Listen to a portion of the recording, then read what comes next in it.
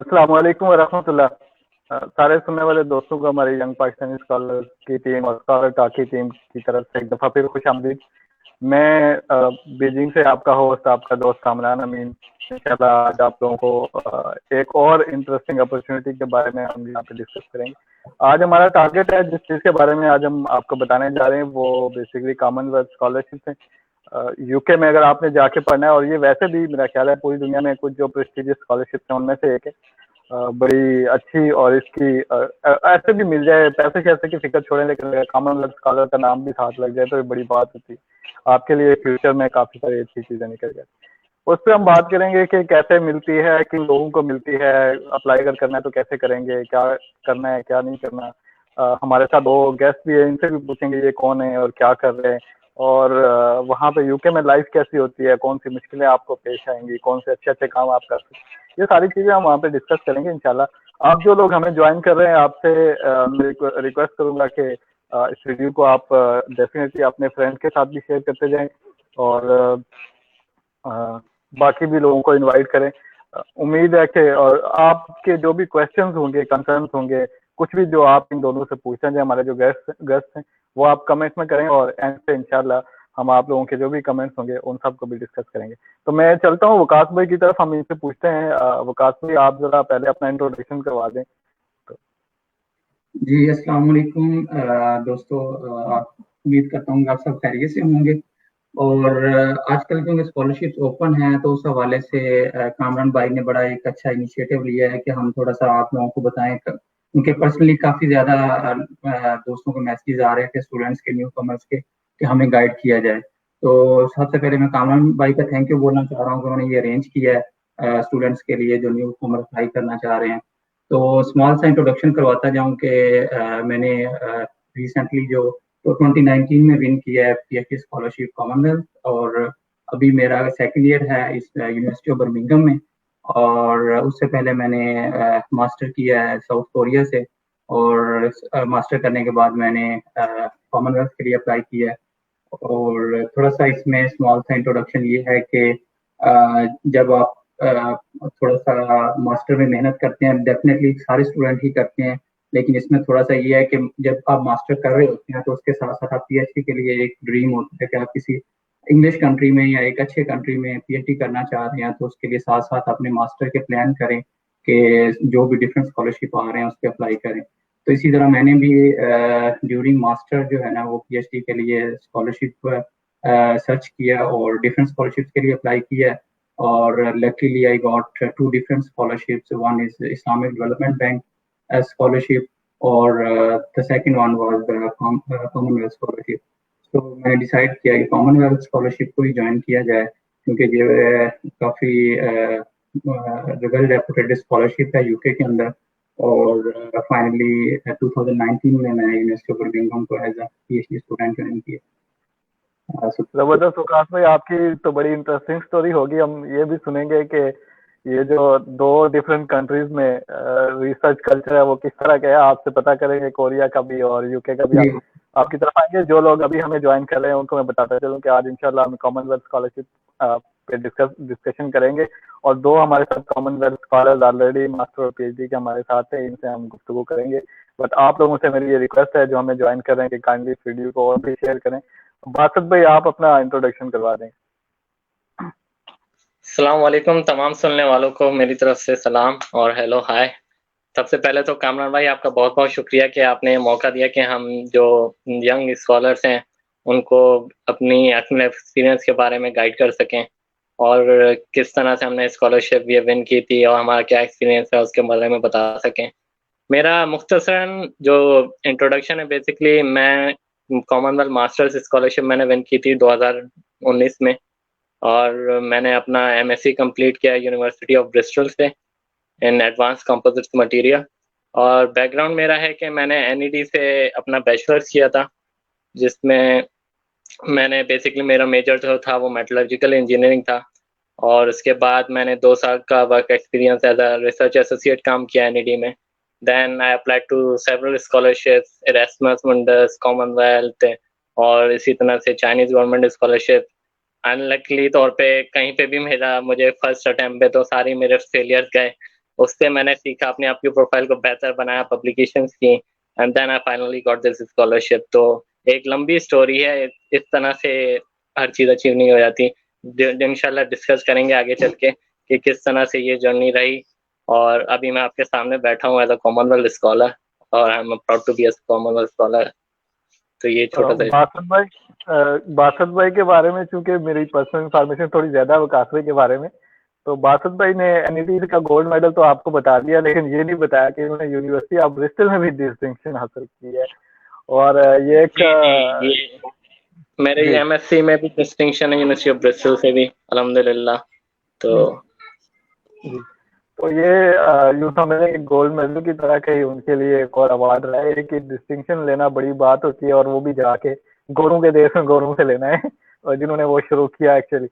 और वो यूनिवर्सिटी भी टॉप 50 यूनिवर्सिटीज में अब वर्ल्ड में, तो वहां से लेना है। इस तरह से इससे आप ये सोचते हैं कि किस लेवल के बंदे जाते हैं कॉमनवेल्थ में। और वकास भाई से भी हम उनकी स्टोरी सुनेंगे। बट वकास भाई, पहला क्वेश्चन मेरा ये होगा कि कॉमनवेल्थ स्कॉलरशिप के लिए क्यों अप्लाई करें, क्या खास चीज है इसमें कि बंदे को इंटरेस्ट डेवलप हो और वो वहां जाए? जी बिल्कुल, गुड क्वेश्चन है कामन भाई। स्पेशली जब भी हम स्टूडेंट हो जब स्कॉलरशिप सर्च कर रहा होता है तो उसका पहला टारगेट होता है कि इंग्लिश कंट्री को टारगेट किया जाए, क्योंकि आपको पता है पाकिस्तान में ऑफिशियल लैंग्वेज इंग्लिश है, और हमारा जो वे ऑफ इंस्ट्रक्शन है पाकिस्तान के अंदर, वो भी स्कूल यूनिवर्सिटीज में कॉलेजेस में वो इंग्लिश है। तो ये मेन टारगेट जब भी कोई स्टूडेंट सर्च करता है तो उसका टारगेट डेफिनेटली इंग्लिश कंट्री होता है। तो सबसे पहले प्रायोरिटी होनी चाहिए कि हम इंग्लिश कंट्री को टारगेट करें। तो इंग्लिश कंट्री में डेफिनेटली जो इंग्लैंड है या यूके है ये टॉप पे आता है। और जो इस कंट्री की जो यूनिवर्सिटीज हैं वो टॉप रैंकिंग यूनिवर्सिटी हैं वर्ल्ड वाइड। और इसलिए भी ये सेकंड पॉइंट है कि जब भी कोई स्टूडेंट सर्च करे तो उसको देखना है कि टॉप 100 में कौन सी यूनिवर्सिटीज आती हैं वर्ल्ड की। और यूके की ऑलमोस्ट जो है ना वो 20-25 यूनिवर्सिटीज ऐसी हैं जो टॉप 100 यूनिवर्सिटीज में आती हैं। और कॉमनवेल्थ जो स्कॉलरशिप है, मैं स्कॉलरशिप के बारे में थोड़ा सा आता हूँ, तो जो कॉमनवेल्थ जनरल स्कॉलरशिप है तो ये मोस्टली उन यूनिवर्सिटीज के लिए ऑफर होता है जो टॉप 100 में या टॉप 200 यूनिवर्सिटीज हैं वर्ल्ड की, या स्पेशली जो यूके के अंदर टॉप 50 यूनिवर्सिटीज हैं, उसके लिए ये ऑफर होती है कि उस यूनिवर्सिटीज में जाके आप अपनी पीएचडी कंप्लीट करें, या आपको ऑफर स्कॉलरशिप की होती है। और थर्ड पे ये होता है कि ये फुली फंडेड स्कॉलरशिप है, और एवरीथिंग इसमें कवर होता है, फ्रॉम ट्रैवलिंग और इसकी ट्यूशन फी और आपको monthly stipend. Even if you have a family, so family allowance भी आपको मंथली जो है कॉमनवेल्थ स्कॉलरशिप आपको पे करता है। और ये एक थर्ड पॉइंट था जो काफ़ी फिनेंशियली इश्यूज होते हैं जब स्टूडेंट बाहर होता है कंट्री, अपने कंट्री से, तो उसको काफ़ी इश्यूज होते हैं। तो ये क्योंकि फुली फंडेड है तो आपको इस तरह फिनेंशियली कोई इशू नहीं होगा कि जब आप ये स्कॉलरशिप विन करते हैं यूके के अंदर। और इसके अलावा जो इन्वायरमेंट है रिसर्च के हवाले से, काम के हवाले से, वो भी टोटली डिफरेंट है from all over the world.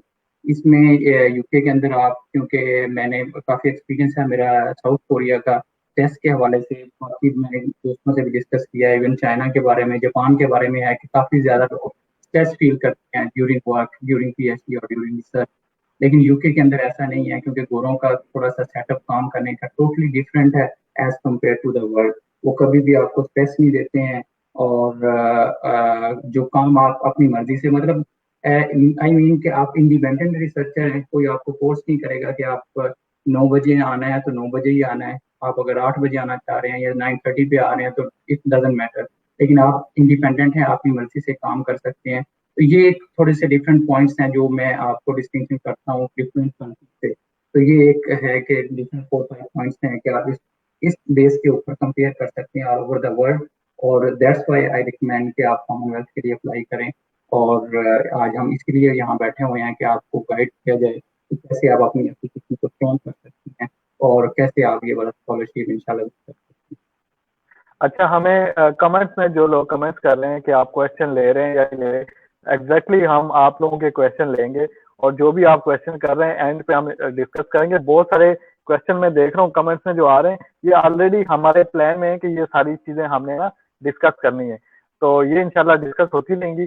But कोई ऐसी चीज जो हम डिस्कस नहीं कर सके, वो हम एंड पे जो भी आपके कमेंट्स होंगे या क्वेश्चन होंगे वो लाजमी डिस्कस करेंगे इंशाल्लाह जरूर। इस बारे में बिल्कुल बेफिक्र है। आपसे एक बार फिर मेरी ये रिक्वेस्ट है कि जो लोग देख रहे हैं हमें ये वीडियो आगे भी काइंडली लाजमी शेयर करें अपने फ्रेंड्स के साथ, फ्रेंड्स को मेंशन भी करें। बड़ी अच्छी बात वकास भाई से मुझे ये पता चली आज भी हम ये डिस्कस कर रहे थे कि ऐसी स्कॉलरशिप दुनिया में कहाँ पे जहाँ पे पीएचडी स्टूडेंट को फैमिली अलाउंस भी मिलता है अगर वो फैमिली लाना चाहे। और हम 2-3 दोस्त थे और कोई ऐसी नजर नहीं आ रही थी, हमारे जहन में भी नहीं रही, और मुझे आज ही पता चला कि कॉमनवेल्थ वाले भी ये स्कॉलरशिप है जो फैमिली भी सपोर्ट करती है। ये तो बड़ी अच्छी बात है। बहुत सारी चीजें हैं जो क्वेश्चंस में भी आ रही है, इस पे हम देखेंगे। बासत भाई, मास्टर आपने किया तो मास्टर में भी ऐसा ही है कि फैमिली को सपोर्ट करते हैं, और आप क्या कहते हैं कि मास्टर की स्कॉलरशिप में कोई डिफरेंट फीचर है या ये ऑलमोस्ट सिमिलर है? जी देखें, Commonwealth scholarship is one of the scholarship जिसमें आप समझ लें कि आपको एक तरह से वो लोग एडॉप्ट कर लेते हैं। लाइक आपके ट्रैवल एक्सपेंसेस जैसे ही आपको अवार्ड मिलता है, आपको ना तो आपकी टिकट फीस देनी पड़ती है, एयरलाइन टिकट नहीं आपको देना पड़ता, ना आपको वीज़ा फीस देनी पड़ती है। उसके अलावा आपको स्टाइपेंड तो मिलता ही है monthly to cover your expenses. उसके साथ साथ आपको वार्म क्लोथिंग अलाउंस मिलता है, मतलब आप गर्म कपड़े खरीद के लेके जाना चाहें या वहाँ पे क्योंकि सर्दी मौसम के हिसाब से उसका अलाउंस मिलता है। तो एक तरह से पूरा एक आपको हर तरह के एक्सपेंसेस आपके कवर कर दिए जाते हैं स्कॉलरशिप में। जहाँ तक स्टडीज का ताल्लुक है तो डेफिनेटली यूके का मास्टर्स एक तो 1 ईयर का मास्टर्स होता है, जो कि मेजर डिफरेंस है बाकी कंट्री से। कोरिया कह लें, चाइना कह लें, नॉर्मली 2 या 2.5 साल का मास्टर्स होता है। लेकिन क्योंकि यूके का मास्टर्स 1 ईयर मास्टर्स होता है तो आप इसको कह सकते हैं कि काफी एक्सटेंसिव होता है। Like you have to study more than 10 और 12 कोर्सेज। उसके साथ आपको एक रिसर्च कंपोनेंट भी आपको करना पड़ता है। अच्छा, यहाँ पे एक इम्पॉर्टेंट चीज मैं बताता चलूँ कि कॉमनवेल्थ स्कॉलरशिप जो है वो सिर्फ थॉट मास्टर्स को फंड करती है। They don't fund your research based master. तो अगर आप मास्टर स्टडीज के लिए जा रहे हैं तो आपको thought based masters Commonwealth fund करेगा। अब उसमें थॉट बेस्ड मास्टर्स में क्या होता है, बेसिकली आपका एक थॉट कंपोनेंट होता है जिसमें आपको 10 से 12 डिपेंडेंट ऑन द कोर्स आपको कोर्सेज पढ़ने होते हैं, और इसके अलावा आपका 5 से 6 महीने का एक रिसर्च पीरियड होता है जहाँ पे आपको अपनी रिसर्च करनी होती है।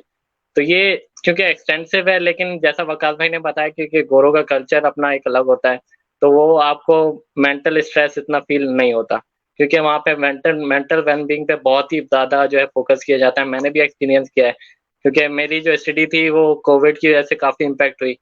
तो लेकिन जो यूनिवर्सिटी सपोर्ट थी उस टाइम के दौरान और आपके सुपरवाइजर की सपोर्ट, वो कह सकते हैं कि काफ़ी ज़्यादा उसने हमें हमें उसने इस काबिल मतलब इतनी सपोर्ट हमें दी गई कि हम मेंटल स्ट्रेस से फ्री होके अपनी थीसिस पे फोकस कर सकें।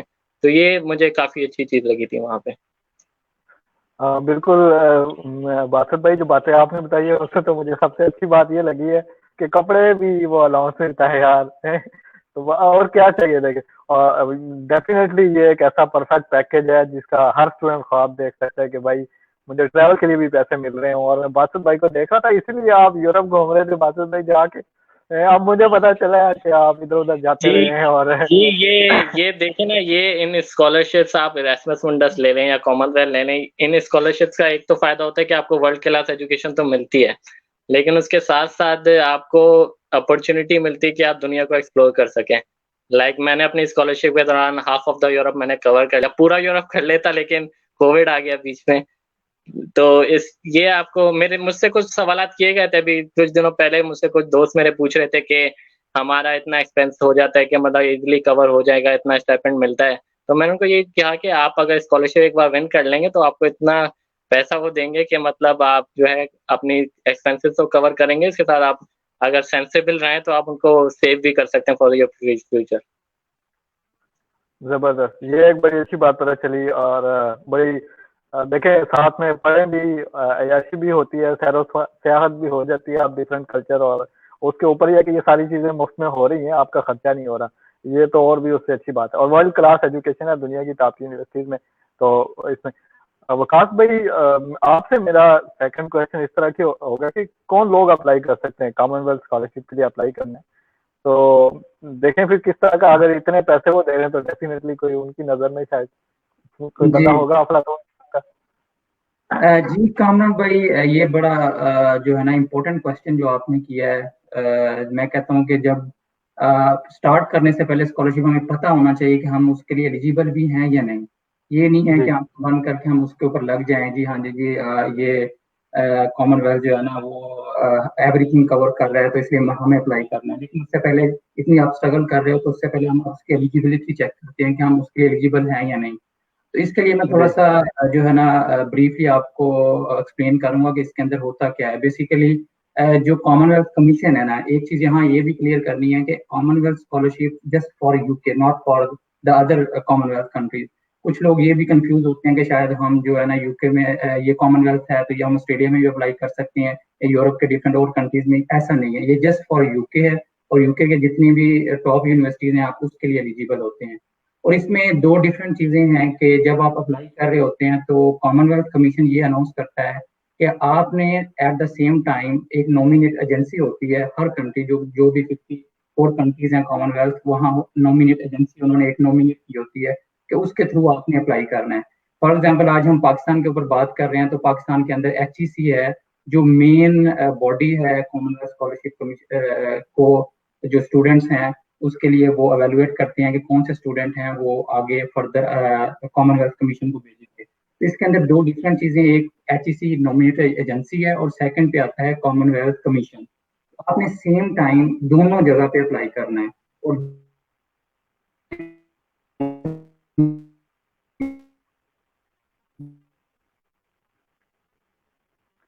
विकास भाई के इंटरनेट को कुछ हो गया। बासुत भाई आपको लग रहा है?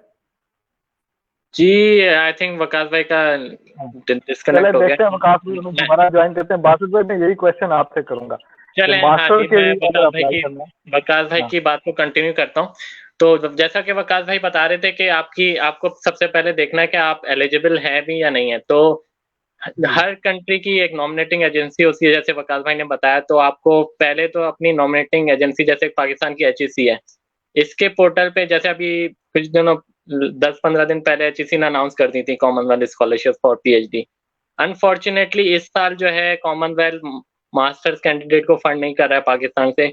उसकी बहुत सारी वजूहत हैं जिनको हम बाद में डिस्कस करेंगे। तो इस साल से पाकिस्तान में PhD स्टूडेंट्स को फंड किया जा रहा है।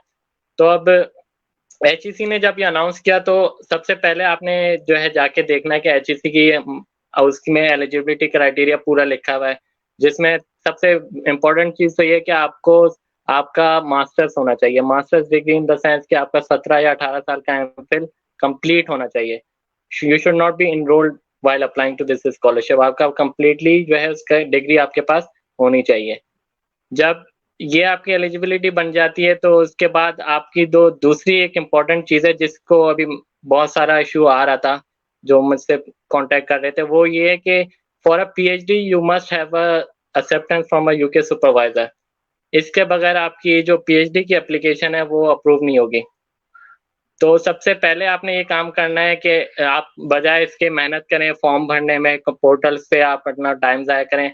सबसे पहले आपको देखना है कि आपके पास कोई UK का सुपरवाइजर है जो आपको एक्सेप्ट कर रहा है अपनी लैब में एज अंडर हिज सुपरविजन। अगर आपके UK की सुपरवाइजर की एक्सेप्टेंस है, देन आप मूव करते हैं फॉर्म, मतलब आपको फिर आपकी एलिजिबिलिटी बनती है for this scholarship. And then आप फिर नेक्स्ट प्रोसीजर्स पे जाते हैं, जैसे फॉर्म फिल करना है और बाकी सारी चीजें करनी है। जी अच्छा, एक तो विकास भाई दोबारा आ गए। तो विकास भाई वो एलिजिबिलिटी वाला क्वेश्चन था, वो डिस्कशन चल रही। एक तो होता है कि एलिजिबिलिटी क्राइटेरिया इतना है, एक्सेप्टेंस लेटर भी हो गया, बट एक ये भी होता है कि आपके पास ये सारी चीजें जो एप्लीकेशन का एलिजिबिलिटी क्राइटेरिया पूरा हो, फिर भी ये है कि कौन सी वो खास चीजें होती हैं जो अगर आपके प्रोफाइल में ऐड हों तो आपके ज्यादा चांसेस होते हैं सिलेक्शन के। आप इस बारे में क्या कहेंगे? जी सॉरी इंटरप्ट हो गई है इंटरनेट की वजह से ना। तो मैं बेसिकली जो चीजें बेसिक है ना, जो काफी मेरे इनबॉक्स में आए हुए थे क्वेश्चन इस तरह के, तो मैं थोड़ा सा उसको बेसिक स्टार्ट से लेके चलना चाह रहा था कि स्टार्ट से हम चीजें क्लियर करते हैं। क्लियर कर दें कि ये होता है कि समटाइम ये प्रॉब्लम हो रही होती है कि हमें HEC में अप्लाई करना है या कॉमनवेल्थ में अप्लाई करना है। इवन मैंने लास्ट ईयर एक्सपीरियंस किया है कि कुछ लोग वो बेचारे HEC में अप्लाई कर दिया और कॉमनवेल्थ पे अप्लाई करना भूल गए, या कॉमनवेल्थ पे अप्लाई कर दिया और HEC पे नहीं अप्लाई कर सके और वो टेस्ट में नहीं अटेम्प्ट कर सके। इस तरह की मैं थोड़ा सा बेसिक से लेके जा रहा हूँ कि आपको कॉमनवेल्थ एक नॉमिनेट एजेंसी है HEC, वो HEC के थ्रू आपके सेम टाइम आपने अप्लाई करना है और अप्लाई करने से पहले कामरान भाई कह रहे थे एलिजिबिलिटी चेक कर रहे हैं कि एलिजिबिलिटी कौन से जो लोग हैं वो अप्लाई कर सकते हैं, क्योंकि 2021 के लिए कॉमनवेल्थ ने जस्ट पीएचडी के लिए ओपन किया है जो कॉमनवेल्थ जनरल स्कॉलर्स होते हैं। आज हम जनरल स्कॉलर्स के ऊपर ही बात कर रहे हैं। और 2020 में उन्होंने मास्टर्स के लिए भी अलाउ किया था कि मास्टर भी अप्लाई कर सकते हैं, मास्टर स्टूडेंट जिन्होंने अभी 16 ईयर ऑफ एजुकेशन कंप्लीट की है। और लेकिन अब जो 2021 के लिए जो अप्लाई कर रहे हैं वो जस्ट पीएचडी के लिए अप्लाई कर सकते हैं। ये भी आप अपने माइंड में क्लियर कर लें कि मास्टर के लिए ये स्कॉलरशिप नहीं है, this is just for PhD student. और पीएचडी के लिए एलिजिबिलिटी पे अब बात करें तो पीएचडी के लिए जो एचईसी ने अनाउंस की है वो टोटली डिफरेंट है फ्रॉम कॉमनवेल्थ। तो क्योंकि हमें एचईसी ने एलोकेट करना है तो इसलिए हमें एचईसी की जो बेसिक एलिजिबिलिटी है उसके ऊपर जाना है। एचईसी कहती है कि आपके पास 18 ईयर ऑफ एजुकेशन होनी चाहिए, मींस आप 17 और 18, मतलब आपके पास मास्टर डिग्री होनी चाहिए एटलीस्ट। और मास्टर में आपके पास मोर देन 70% जो है आपकी सीजीपी है या परसेंटेज है वो 70 से अबव होनी चाहिए। ठीक है, ये एक बेसिक एलिजिबिलिटी क्राइटेरिया है अप्लाई करने का। उसके बाद आप एचईसी में ऑनलाइन अप्लाई करते हो। एप्लीकेशन के बाद आपका वो सेकंड फेज होता है कि आपको टेस्ट के ऊपर लेके जाती हैं या इंटरव्यू के ऊपर। ज्यादा चांसेस यही होते हैं कि वो टेस्ट कंडक्ट करवाती है एचईसी, उसके बाद वो इंटरव्यू के ऊपर जाते हैं। जो टेस्ट टॉप 300 या 400 स्टूडेंट्स होते हैं फिर उनका वो इंटरव्यू कंडक्ट करवाती है। अब जिन स्टूडेंट्स का इंटरव्यू होता है, इंटरव्यू के बाद जो मैंने डिफरेंट अपने सीनियर से बात की है तो वो यही कहते हैं कि तकरीबन 50 से 60 स्टूडेंट होते हैं जो वो एचईसी नॉमिनेट करती है। तो एचईसी की नॉमिनेशन कोई मार्च में है कि एचईसी वो जो 50-60 स्टूडेंट होंगे टॉप स्टूडेंट्स पाकिस्तान से वो आगे फॉरवर्ड कर देगी कॉमनवेल्थ कमीशन यूके के अंदर। अब आपकी एप्लीकेशन पाकिस्तान से मूव करके यूके के अंदर आ जाती है। अब यूके में जो हाई कमीशन है इसका कॉमनवेल्थ कमीशन है वो अब आपकी एप्लीकेशन को दोबारा एवेलुएट करेगा। अब इस स्टेज के ऊपर जब आपने अभी अप्लाई कर रहे होंगे तो इस स्टेज के ऊपर वो वाले स्टूडेंट ज्यादा कंसीडर होंगे एवेलुएशन में जो जिनके पास आपके पास जो ऑफर लेटर हो यूनिवर्सिटी का, जो टॉप यूनिवर्सिटीज है जिसमें आप अप्लाई कर रहे हैं। जब आप कॉमनवेल्थ की साइड पे जब अप्लाई कर रहे होंगे तो आपको कहते हैं कि आपके पास मिनिमम 1 यूनिवर्सिटी या 1 प्रोफेसर है वो आपको as a PhD student consider करने के लिए रेडी हो। जब आप एप्लीकेशन सबमिट कर रहे होंगे कॉमनवेल्थ वाली तो उसके बगैर आप एप्लीकेशन कंप्लीट नहीं होगी जब तक आपका जो सुपरवाइजर है वो रेडी ना हो आपको पीएचडी स्टूडेंट लेने के लिए। तो अब मैं जरा सेकंड स्टेज पे बात करना चाह रहा हूँ कि जब आपने एचईसी पे अप्लाई कर दिया है अब आप आगे कॉमनवेल्थ जो स्कॉलरशिप है वो उसकी साइड पे कैसे अप्लाई करना है। तो उसके लिए जो क्राइटेरिया है वो अब टोटली डिफरेंट है फ्रॉम एचईसी। इसके अंदर ये होता है कि आपने बिफोर डेडलाइन आपको एटलीस्ट एक यूनिवर्सिटी या एक सुपरवाइजर रेडी हो आपको अकोमोडेट करने के लिए, आपको फैसिलिटेट करने के लिए एज अ पीएचडी स्टूडेंट। तो आपको उसके लिए डिफरेंट यूनिवर्सिटी जो टॉप रैंकिंग यूनिवर्सिटी है वो आप सर्च करें, उसको आप स्क्रीनिंग कर लेंगे कौन सा जो है कौन से फैकल्टी मेंबर आपकी रिसर्च के हवाले से जो आप काम करना चाह रहे हो यूके में आके as a PhD student as a researcher, वो आपकी जो मैचिंग है रिलेटेड वर्क वो आपका मैच हो रहा हो सुपरवाइजर के साथ। ये बहुत स्ट्रॉन्ग पॉइंट होता है जब आपकी एप्लीकेशन एवेलुएट होगी यूके के अंदर। तो जब आपने सर्च कर रहे होंगे उसके बाद आपने सुपरवाइजर के साथ कांटेक्ट किया है, सुपरवाइजर रेडी है, क्योंकि ये होता है कि ये वाला जो स्कॉलरशिप है ये यूके गवर्नमेंट सपोर्ट कर रही होती है, इसलिए जो सुपरवाइजर होते हैं वो मोस्टली विलिंग होते हैं आपको लेने के लिए, क्योंकि वो अपनी पॉकेट से या अपनी प्रोजेक्ट के अंदर से आपको फंडिंग नहीं कर रहे होते। तो इसलिए ये स्कॉलरशिप काफी ईजी हो जाता है तब जब आपको supervisor as a PhD student लेने के लिए रेडी होता है। एटलीस्ट आप एक यूनिवर्सिटी के अंदर या सुपरवाइजर के साथ बात करें और उसके बाद ऑफर लेटर ले लें तो और ज्यादा अच्छी बात है। अगर नहीं भी है ऑफर लेटर, अगर आप सुपरवाइजर की ईमेल है तो वो भी इनफ होगी आपकी एप्लीकेशन के लिए जब आप यूके में अप्लाई कर रहे होंगे। अदरवाइज अगर आपके पास ऑफर लेटर नहीं है तो आपकी एप्लीकेशन कंसीडर नहीं होगी। और इसमें 3 ऑप्शन होते हैं कि आपकी फर्स्ट प्रायोरिटी, सेकंड और थर्ड। कुछ स्टूडेंट ऐसे भी होते हैं कि उनके पास 2 या 3 एक्सेप्टेंस भी मिल जाती हैं तो वो तीनों के भी 1 बाय 1 प्रायोरिटी बेस के ऊपर अप्लाई कर सकते हैं। सॉरी मेरी बात काफी लंबी हो गई है तो इसके दौरान मैं कुछ अच्छा इसमें मुकाबले 2 चीजें आ रही हैं, एक तो ऑफर लेटर चाहिए आपको और फिर एक्सेप्टेंस लेटर चाहिए। मेरा ख्याल है दोनों डिफरेंट डॉक्यूमेंट्स हैं। अब ये भी एक साथ में क्लियर कर दें कि जो एचईसी की डेडलाइन है वो डेफिनेटली पहले है, जो कॉमनवेल्थ की आनी है वो शायद बाद में आनी है।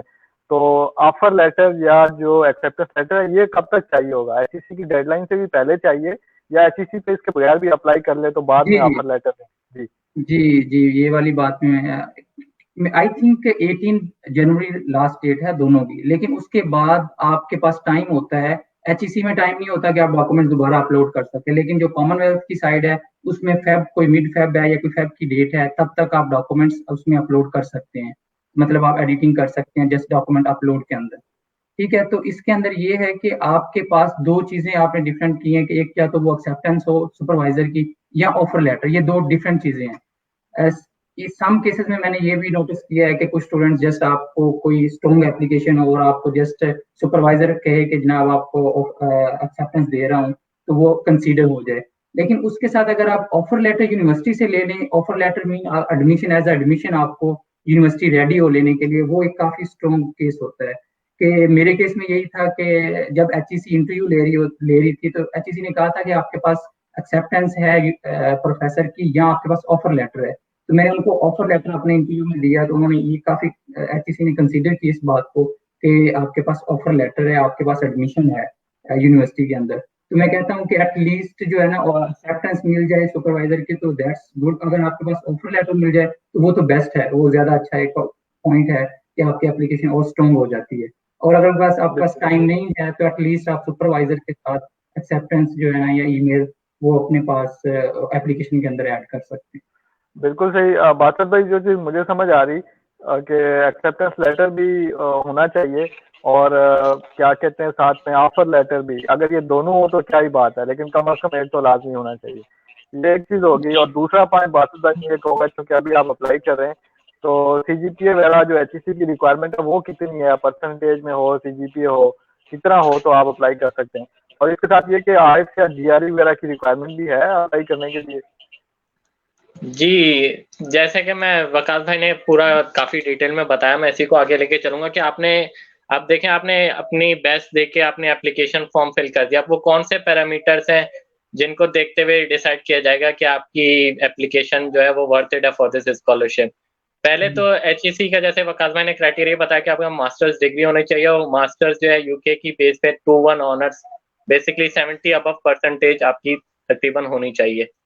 और जो कॉमनवेल्थ का जो क्राइटेरिया जिन 3 फैक्टर से आपकी एप्लीकेशन जज की जाती है, वो बेसिकली सबसे होता है, पहला होता है आपका एकेडमिक मेरिट।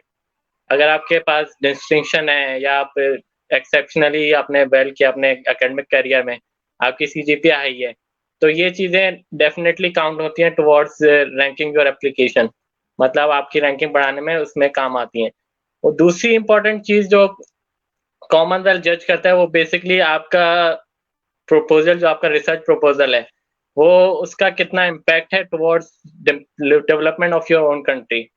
अब इससे मुराद ये है कि कॉमनवेल्थ बेसिकली तमाम कोर्सेज को, तमाम फील्ड ऑफ स्टडी को फंड करता है, एज लॉन्ग कि वो जो आपकी स्टडी है उसका कोई ना कोई इम्पैक्ट हो रहा हो आपकी कंट्री की डेवलपमेंट पे।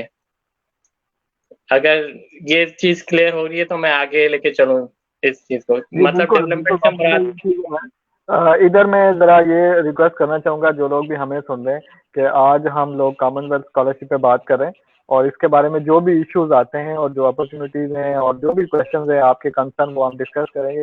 कमेंट्स में जो क्वेश्चन आ रहे हैं इंशाल्लाह एंड पे हम लेंगे।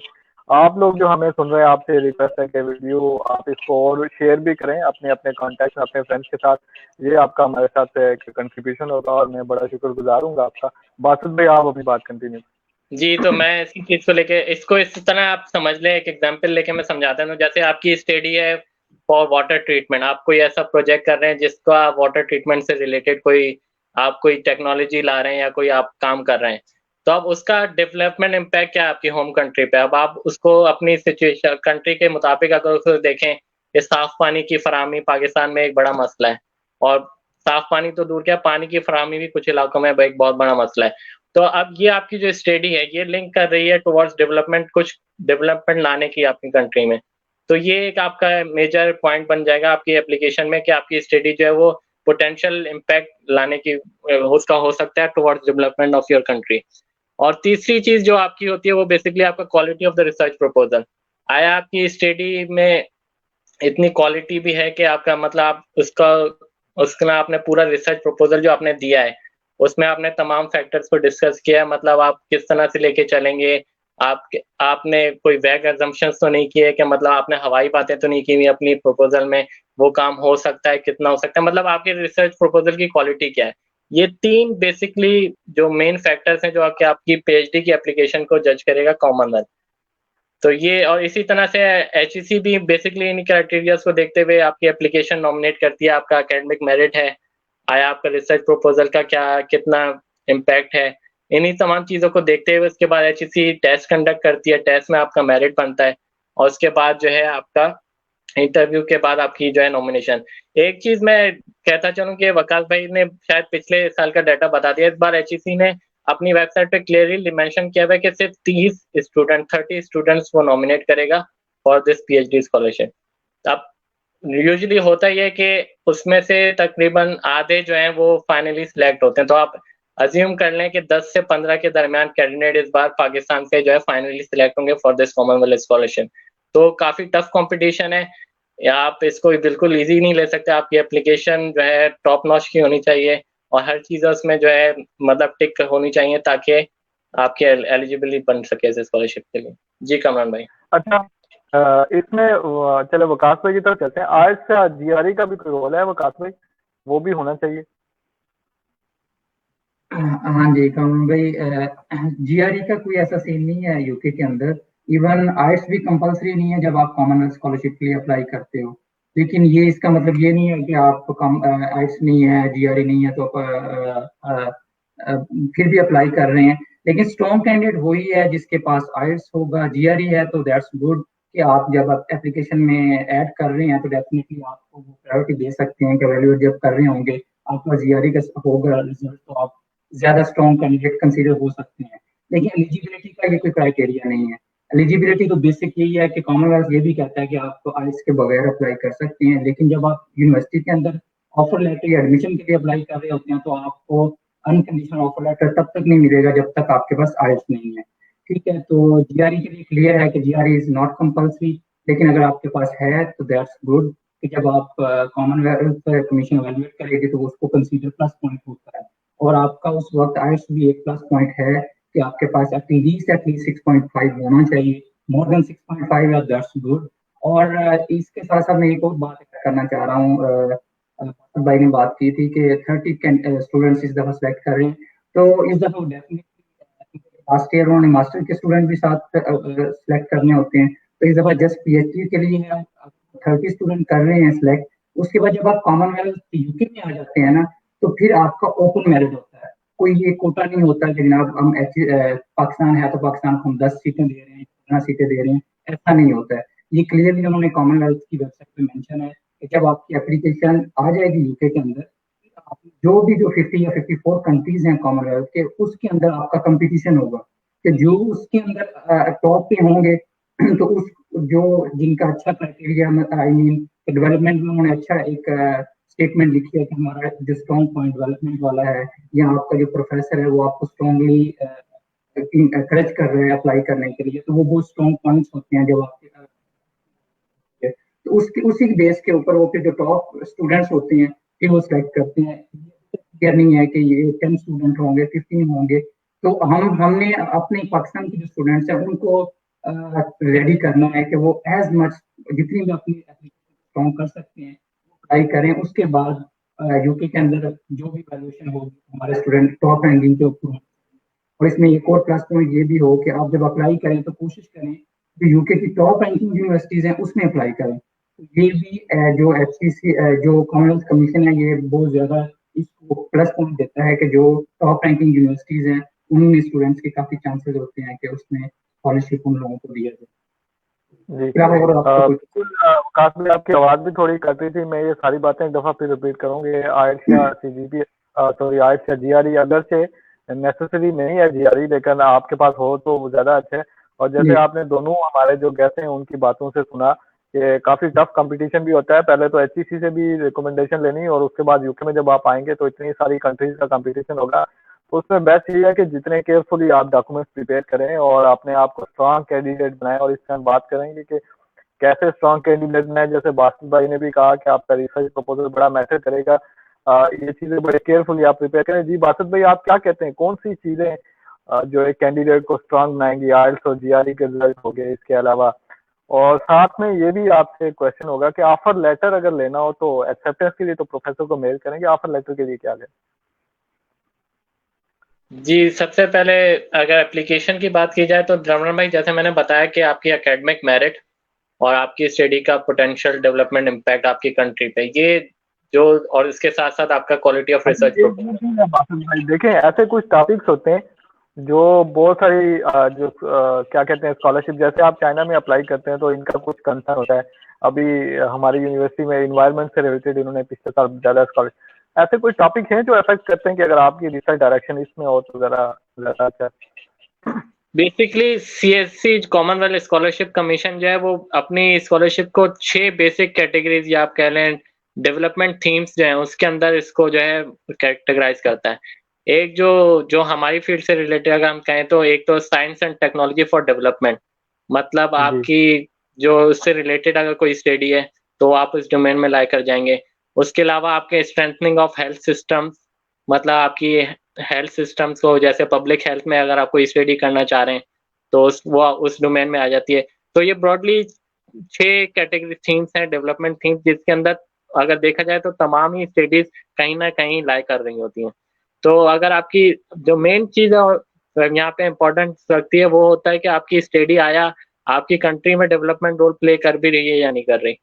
जैसे अगर एग्जाम्पल कहें हमने कोई ऐसा काम कर रहे हैं जिसका हमारी कंट्री में कोई डेवलपमेंट इम्पैक्ट नहीं हो सकता, उससे कोई फायदा नहीं है हमारी कंट्री को, तो आपकी एप्लीकेशन जो ऑटोमेटिकली वीक हो जाती है उस पॉइंट पे आके। लेकिन एट दी अदर हैंड अगर आपको ऐसा प्रोजेक्ट है जिससे आपकी कंट्री में फायदा हो रहा है, लेट्स से आप कह लें कि पाकिस्तान को एनर्जी क्राइसिस का सामना है, पाकिस्तान में एनर्जी क्राइसिस बहुत है, हम जो है कोल से फ्यूल प्रोड्यूस कर रहे हैं, सस्टेनेबल नहीं है। तो अगर आप कोई ऐसी एरिया में काम कर रहे हैं जो इस एनर्जी क्राइसिस को कम करने में आपकी मदद करेगा, तो आपकी स्टडी का बहुत ज्यादा हाई डेवलपमेंट इम्पैक्ट हो सकता है अपनी कंट्री पे। और कॉमनवेल्थ फिर आपको इनकरेज करेगा कि आपकी एप्लीकेशन रैंकिंग में ऊपर जाएगी इस एक फैक्टर की वजह से। इसी के साथ जो दूसरा क्वेश्चन आपने पूछा था कि मेरे ख्याल से अगर मैं सही तौर पे याद रख रहा हूँ तो आज आइल्स और जीआरई के बारे में नहीं, ऑफर लेटर के बारे में तो मैं वो विकास भाई की तरफ जाता हूँ क्योंकि ऑफर लेटर उन्होंने लिया। तो ऑफर लेटर बेसिकली देखें, यूके की यूनिवर्सिटीज में डिफरेंट एडमिशन पॉलिसीज होती हैं। कुछ यूनिवर्सिटीज में और डॉक्टरेट प्रोग्राम्स ऑफर हो रहे होते हैं, वहाँ पे ये होता है कि आप जो है उन डॉक्टरेट प्रोग्राम्स की स्पेसिफिक डेडलाइंस होती हैं जहाँ पे आप यूनिवर्सिटी में अप्लाई करते हैं एंड देन वो आपको ऑटोमेटिकली सुपरवाइजर जो है आपको प्रपोज कर देते हैं। दूसरा मेथड ये होता है कि आप खुद प्रोफेसर को अप्रोच करते हैं और उसके बाद फिर वो प्रोफेसर आपको उस आपके एप्लीकेशन को फॉरवर्ड करता है फॉर द एडमिशन। और ये ईयर राउंड एप्लीकेशन आपकी जा सकती है, मतलब 3 राउंड्स होते हैं साल में, तो कभी भी आप एज अ पीएचडी के तौर पे अप्लाई कर सकते हैं। तो जैसे कि वकास भाई अभी फिलहाल एनरोल्ड है तो ये ज्यादा बेहतर तौर पे आपको बता पाएंगे कि ऑफर लेटर लेने का क्या प्रोसेस है। जी जी जी बिल्कुल वकास भाई, एक तो आपकी तरफ में आता हूँ, जैसे सब्जेक्ट पे बासत भाई ने बात की कि किन सब्जेक्ट के लोग, ये सारे सब्जेक्ट वाले अप्लाई कर सकते हैं या कुछ स्पेसिफिक सब्जेक्ट वाले वो करेंगे?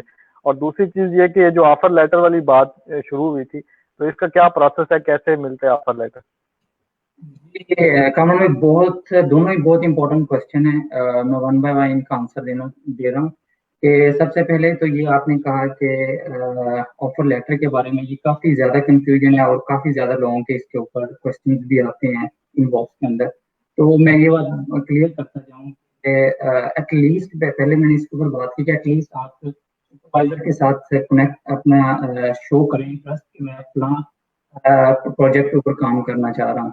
तो फिर उसके बाद आप अप्लाई करें तो फिर ही आपकी एप्लीकेशन आगे फर्दर प्रोसेस होगी। ये है मिनिमम रिक्वायरमेंट। लेकिन अगर आपके पास ऑफर लेटर हो तो फिर ज्यादा स्ट्रॉन्ग एप्लीकेशन है। और इसके अंदर कुछ स्टूडेंट के ये भी क्वेश्चन होते हैं कोई स्पेसिफिक डेडलाइन होगी पीएचडी एडमिशन के लिए, तो ऐसा यूके के अंदर नहीं है। कोई भी यूनिवर्सिटी ऐसे नहीं है कि वो आपको डेडलाइन हो।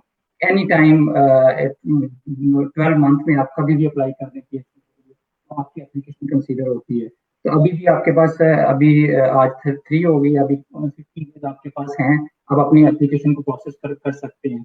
तो इसमें ये है कि आपने जस्ट सिंपली जिस तरह के आपने प्रोफेसर के साथ कांटेक्ट किया, उसके बाद आप एडमिशन के लिए अप्लाई कर देते हो। तो ये मिनिमम रिक्वायरमेंट जो है ना, ये है कि सुपरवाइजर आपका रेडी होना चाहिए। एडमिशन से पहले आपने ये वाली बात क्लियर करनी है कि आप फैकल्टी मेंबर के साथ ईमेल्स करें उनको, और अगर वो रेडी है तो उसको कहेंगे मुझे ऑफर लेटर भी जनरेट करके दें। अगर आपका सुपरवाइजर रेडी है तो वो आई डोंट थिंक वो 1 वीक से ज्यादा टाइम लगता है ऑफर लेटर लेने के लिए। वो आपको काफी ज्यादा खर्च करती है कि आप अप्लाई करें एडमिशन के लिए भी, और विद इन 7 डेज आपको ऑफर लेटर भी यूनिवर्सिटी की तरफ से आ जाता है। तो ऑफर लेटर मिल जाए तो वो आप एप्लीकेशन के अंदर ऐड कर सकते हैं। तो ऑफर लेटर में ये है कि कोई इसकी ये ऐसा सीन नहीं है कि एडमिशन जिस तरह बाकी all over the world different countries के अंदर, इवन मास्टर के अंदर भी आपका एप्लीकेशन फी है यूके के अंदर, लेकिन पीएचडी में ये एक स्ट्रॉन्ग पॉइंट है कि आपकी एप्लीकेशन फी नहीं है। विदाउट एप्लीकेशन आप एडमिशन के लिए एनी टाइम। तो आप उसके लिए जरूर अप्लाई करें कि आप जैसे ही आपकी सुपरवाइजर से बात हो जाती है तो साथ ही आप एडमिशन के लिए भी अप्लाई कर लें। तो ये दोनों चीजें साथ साथ लेके चलें, ताकि अगर तो आपके पास ऑफर लेटर है तो दैट्स ग्रेट कि आप उसमें ऐड कर ले। अगर नहीं है ऑफर लेटर तो एटलीस्ट इस टाइम के ऊपर आप जैसे सुपरवाइजर को कहें कि आप मुझे कंसीडर करें एज अ पीएचडी स्टूडेंट, और मेरी जो एप्लीकेशन आप जब एप्लीकेशन सबमिट कर रहे होते हैं तो उसी दौरान ईमेल आती है आपके सुपरवाइजर को। तो सुपरवाइजर ने एक स्टेटमेंट देनी होती है, और वो मैं कहता हूँ कि बहुत स्ट्रॉन्ग होनी चाहिए इस स्कॉलरशिप को। जब आपकी एप्लीकेशन यूके के अंदर आ जाएगी तो उसमें वो वाली जो स्टेटमेंट है ना वो बहुत मैटर करती है। हर पीएचडी स्टूडेंट जो भी यहाँ एज अ स्कॉलर आया है उसके अंदर मेरा ये क्या मानना है या मैं थिंक करता हूँ कि वो 50% आपकी वो स्टेटमेंट मैटर करती है, कि वो जो स्टेटमेंट आपकी सुपरवाइजर लिख रही है कॉमनवेल्थ कमीशन को, इस स्टूडेंट के साथ मेरी हमारे डिस्कशन है या हम ऑलरेडी लिंक के अंदर हैं कि हमारा जो रिसर्च का है वो काफी चीजें हमारी रिलेट कर रही हैं और ये डेवलपमेंट के अंदर काफी इम्पैक्ट डाल सकती हैं। तो इस तरह की वो स्ट्रॉन्ग स्टेटमेंट होगी, वो बहुत ज्यादा आपके एप्लीकेशन को बूस्ट कर सकती है। जी विकास भाई, अभी हम ये डिस्कशन जारी रखेंगे। आप जैसे कि देख रहे हैं कि कॉमनवेल्थ स्कॉलरशिप पे आज हम बात कर रहे हैं और ऑलमोस्ट हमारा हाफ टाइम भी हो चुका है, बल्कि उससे कुछ ज्यादा हो चुका है।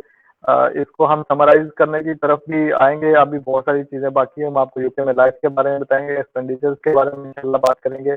आपसे एक दफा फिर मेरी ये रिक्वेस्ट है, जो लोग हमें देख रहे हैं इस वीडियो को काइंडली जरूर शेयर करें अपने फ्रेंड्स के साथ। वकास भाई की तरफ चलेंगे। वकास भाई, आपसे एक और सवाल जो मैंने किया था वो ये कि सब्जेक्ट कौन कौन से सब्जेक्ट हैं, कौन कौन से लोग अप्लाई कर सकते हैं? सारे ही सब्जेक्ट के लोग हैं, जैसे साइंसेस, सोशल साइंसेस, या कोई बीच में रहते हैं? जी, इसमें ये बात क्लियर है बिल्कुल कि everyone can apply if they have the master degree. मतलब 18 या 17 ईयर एजुकेशन जिसके पास है वो अप्लाई कर सकते हैं इसके अंदर। और जिस तरह बासित भाई कह रहे थे कि स्ट्रॉन्ग जो एप्लीकेशन है वो भी कंसीडर होती है जिसका डेवलपमेंट इम्पैक्ट काफी स्ट्रॉन्ग है। फॉर एग्जाम्पल अगर हम बायो साइंसेज की बात कर रहे हैं तो यूके के अंदर बहुत ज्यादा डिमांड है बायो साइंसेज की। तो ये बायो साइंसेज वाले स्टूडेंट को काफी कोशिश करते हैं जो अप्लाई करें, क्योंकि यहाँ डिमांड काफी ज्यादा है बायो साइंसेज, इस हवाले से वो काफी ज्यादा स्ट्रॉन्ग पॉइंट है।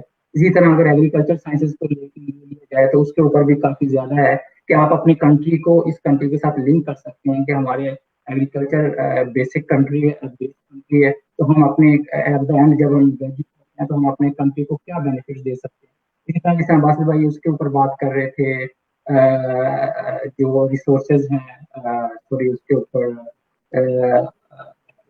जो हमारे कंट्रीज में प्रॉब्लम हो रही हैं, तो उसको भी आप एज अ स्ट्रॉन्ग स्टेटमेंट लेके चल सकते हैं। तो ऐसा कोई सीन नहीं है कि हम जो बायो साइंसेज वाले हैं जैसे वो अप्लाई कर सकते हैं, या ये है कि जनाब जो आर्ट्स सब्जेक्ट वो अप्लाई कर सकते हैं। ये ओपन मेरिट है, कोई एनीवन कैन अप्लाई, लेकिन उसमें वही स्ट्रॉन्ग कैंडिडेट होगा जिसका इम्पैक्ट जो है वो वर्ल्ड को, आपके कंट्री को या यूके को, सारी चीजों को आप रिलेट करके उसका स्टेटमेंट बना के प्रेजेंट करेंगे, तो वो एक स्ट्रॉन्ग कैंडिडेट या स्ट्रॉन्ग सब्जेक्ट कंसीडर हो सकता है। जी बिल्कुल, मैं बासित भाई की तरफ चलूंगा। बासित भाई, क्योंकि अभी आप अप्लाई कर रहे हैं तो एप्लीकेशन प्रोसेस अभी एचईसी की वेबसाइट पे भी अप्लाई करना है, कॉमनवेल्थ की वेबसाइट पे भी अप्लाई करना है, बट क्या क्या प्रोसेस होता है? डॉक्यूमेंट कौन से बड़े जरूरी होते हैं इन 2-3 चीजों से जो हमने मेंशन की, और डिफिकल्टीज क्या क्या फेस की जा सकती है? स्टूडेंट क्या एक्सपेक्ट करे, क्या क्या प्रॉब्लम आएंगी?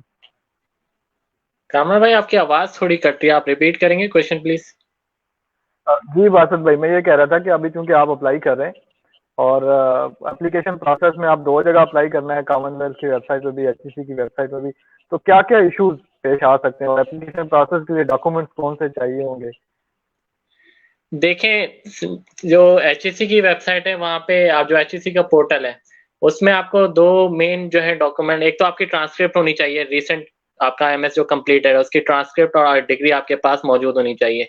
उसके साथ साथ आपको HEC के पोर्टल पे आपने दो डॉक्यूमेंट्स अपने मतलब आपने प्रोवाइड करनी है इन्फॉर्मेशन। एक आपका होगा रिसर्च प्रपोजल का एब्स्ट्रैक्ट और इसके साथ साथ आपका जो है पर्सनल स्टेटमेंट। ये दो चीजें आपने जो है अपने पोर्टल पे जो है मतलब लिखनी होंगी। और इसके अलावा HEC के पोर्टल पे आपको इतनी ज़्यादा कोई मतलब इन्फॉर्मेशन नहीं देनी, क्योंकि वो HEC का पोर्टल जो है सारी आपकी जो एजुकेशनल बैकग्राउंड और सारी आपकी पब्लिकेशन, वो जो आपने डाटा अपलोड किया हुआ था प्रोफाइल पे, वो वहीं से फेच आउट करके वो फॉर्म को फिल करें। लेकिन ये दो चीज़ें जो हैं बेसिकली आपको अपनी डिटेल्स देनी होगी। आपको अगर यूनिवर्सिटी की एक्सेप्टेंस है जैसे कि वकास भाई ने बताया, और जो आपका सुपरवाइजर है उसकी डिटेल्स, और उसके साथ रिसर्च प्रपोजल, और इसके अलावा आपकी पर्सनल स्टेटमेंट। ये तो हो गया HEC का पोर्टल। अब बात करते हैं कॉमनवेल्थ का जो मेन पोर्टल है, जो जिसकी भी डेडलाइन जो है 18 जनवरी है टू कंप्लीट इट। और लेकिन उस पे डॉक्यूमेंट्स अपलोड करने की जैसे वकास भाई ने बात की कि 1 फरवरी तक आपके पास डॉक्यूमेंट्स जो आपके हैं वो अपलोड कर सकते हैं, लेकिन जो फॉर्म फिल करने की लास्ट डेट है वो 18 जनवरी है। तो जो कॉमनवेल्थ का पोर्टल है वहाँ पे आपको बहुत सारी चीजें जो है बेसिकली आपको लिखनी पड़ती हैं। जब आप पर्सनल इंफॉर्मेशन अपनी उसमें अपलोड कर देते हैं, उसके बाद जो main around half way stage पे आपके पास डेवलपमेंट इम्पैक्ट का एक सेक्शन आता है।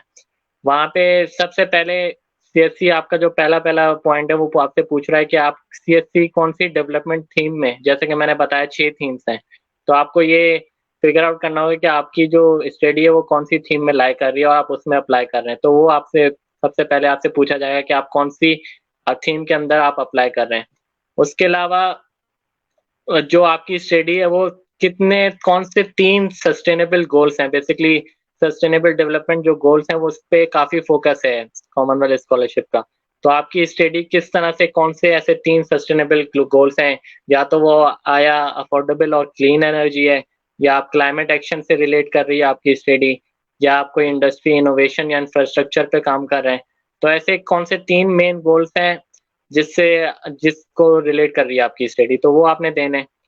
उसके अलावा फिर आपकी बात आती है डेवलपमेंट इम्पैक्ट स्टेटमेंट। अब सबसे अच्छी बात जो CSC ने पोर्टल पे अपने की हुई है वो ये कि इन्होंने अपनी डेवलपमेंट इम्पैक्ट स्टेटमेंट को ब्रेक डाउन किया हुआ है डिफरेंट सेक्शंस के अंदर, जो कि आसानी फराहम करते हैं जो एप्लीकेंट है, वो जो एप्लीकेशन फिल कर रहा है उसके लिए काफ़ी आसानी हो जाती है। और वो बाकायदा बताते हैं कि इस सेक्शन में आपने कौन से पॉइंट लिस्ट डाउन करने हैं और इस सेक्शन में आपने कौन से पॉइंट्स लिस्ट डाउन करने हैं। जैसे मैं अगर मेरी एप्लीकेशन की बात करूं तो जो पहला सेक्शन है डेवलपमेंट इम्पैक्ट का, वो आपसे पूछता है कि आपकी जो स्टडी जो आपने प्रपोज की है वो किस तरह से ग्लोबल लेवल, नेशनल लेवल और उसके बाद लोकल लेवल पे डेवलपमेंट इश्यूज को डील कर रही है।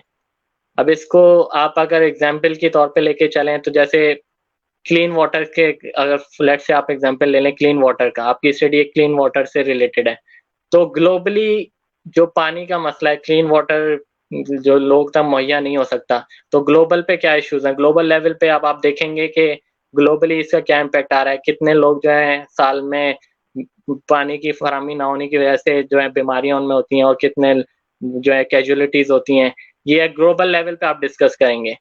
उसके बाद आप पे आ जाएंगे नेशनल लेवल पे, आपके पाकिस्तान में क्या क्या इश्यूज आ रहे हैं क्लीन वाटर ना होने की वजह से।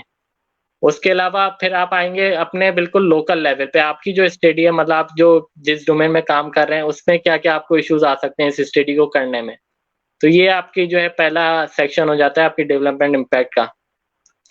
और फिर उसके बाद अगर दूसरे सेक्शन के बाद आए तो फिर आपसे पूछा जाता है कि आपके जो स्टडी है बेसिकली आप किस तरह अपने स्किल्स और क्वालिफिकेशंस को जो है उसकी डेवलपमेंट इम्पैक्ट में जो इश्यूज हैं उनको डील करने में यूटिलाइज करेंगे। वो आपको 100 वर्ड्स की एक समरी देनी होती है कि आप किस तरह से इंटेंड कर रहे हैं कि आप किस तरह अपने स्किल्स जो हैं और उनको अप्लाई करेंगे टू जो आपने इश्यूज पहले सेक्शन में डिस्कस किए हैं उसको डील करने में। उसके बाद जो तीसरा सेक्शन आ जाता है तो वो आपके पूछते हैं कि आप क्या एक्सपेक्ट कर रहे हैं कि आप जो मतलब अपने जो जो आप काम करेंगे या आपके जो इश्यूज जिनको डील करने के लिए आप काम करेंगे तो वो उससे आपको क्या आउटकम अचीव होगा। और बेसिकली CSC आपसे पूछता है कि आप कितने टाइम फ्रेम के अंदर इसको इम्प्लीमेंट करने का, तो बेसिकली मकसद ये है कि सीएससी ये नहीं है कि आपको स्कॉलरशिप देगा, आप पढ़ के आएँगे और उसके बाद आप जो है अपनी पढ़ाई से संतुष्ट हो जाएँगे। बिल्कुल ऐसा नहीं है, सीएससी आपको ट्रैक रखना चाहता है कि आया जो उन्होंने आपके ऊपर पैसे खर्च किए, जो इतनी हाइली प्रेस्टिजियस स्कॉलरशिप आपको दी है, वो नॉलेज जो आप गेन करके आए हैं, वो आप यूटिलाइज़ कर भी रहे हैं। आप किस तरह से उसको इंटेंशन किस तरह है, आपकी किस तरह से कितने टाइम फ्रेम में आप उसको करना चाहते हैं और उसके उस आपकी स्टडी से किन-किन लोगों को कौन उसके बेनिफिशियरीज़ होंगे। तो ये जो है बेसिकली एक मैंने छोटी-सी समरी दी है। बेसिकली लिस्ट डाउन किया हुआ है हर सेक्शन में कि आपको क्या चीज़ बतानी है, तो ये डेवलपमेंट इम्पैक्ट का एक सेक्शन आपका कंप्लीट हो जाता है। और ये जैसा कि वकास भाई ने भी इसको रिट्रेट किया कि काफ़ी इम्पोर्टेंट सेक्शन है ये और जितना आप इसको थॉरोली और जितना आप इसको मतलब रिलेट करके अपने मोटिव्स के साथ, अपनी डेवलपमेंट कंट्री की डेवलपमेंट के साथ इसको फिल करेंगे, उतना ही आपकी एप्लीकेशन के लिए अच्छा होगा। वकास भाई आपकी तरफ मैं आऊँगा। जो एक्सपेंडिचर की सूरत हाल है, स्कॉलरशिप मिलती है, वो खर्चा कितना हो जाता है और फिर फैमिली अलाउंस वगैरह और कितनी बचत है, क्या-क्या प्रॉब्लम्स हो सकती हैं लिविंग एक्सपेंसेस के केसेस में यूके में? जी कामन भाई थैंक यू। इसमें लिविंग का ये है कि जैसे मैंने पहले कहा कि एवरीथिंग इसमें कवर है और क्योंकि काफ़ी एक्सपेंसिव कंट्री यूके। इवन जब मैं मूव कर रहा था कोरिया छोड़ के यूके आ रहा था तो मेरा कोरियन प्रोफेसर यही कह रहा था कि England is the most expensive country in the world, you are going to England. So इसलिए ये बिल्कुल नहीं घबराना। अब उसको ये नहीं पता था कि कॉमनवेल्थ स्कॉलरशिप है और इसकी इतनी वर्थ है, उसको ये वाली बात नहीं पता थी। जब मैंने उसको बताया तो वो कहता कि डेफिनेटली यू हैव टू। तो ये बात आप अपने माइंड से निकाल दें कि ऐसा है कि आपको कोई प्रॉब्लम आने वाले हैं, फाइनेंशियली कोई इश्यूज आने वाले हैं यूके के अंदर, डेफिनेटली एवरीथिंग कवर है, इवन आपकी ट्रैवलिंग तक कवर है। तो इसमें उन्होंने दो डिफरेंट डिवाइड किया हुआ है कि जो लंदन क्योंकि मोस्ट एक्सपेंसिव सिटी है तो उसका थोड़ा सा जो होता है वो ज्यादा होता है as compare to all over the. तो ये भी एक कुछ लोगों के माइंड में होता है कि शायद हम अगर हमारे बढ़ जाएंगे, तो अगर एक्सपेंडिचर बढ़ रहे हैं तो उसको भी आप जो कॉमनवेल्थ है वो आपको एक्स्ट्रा पे करता है।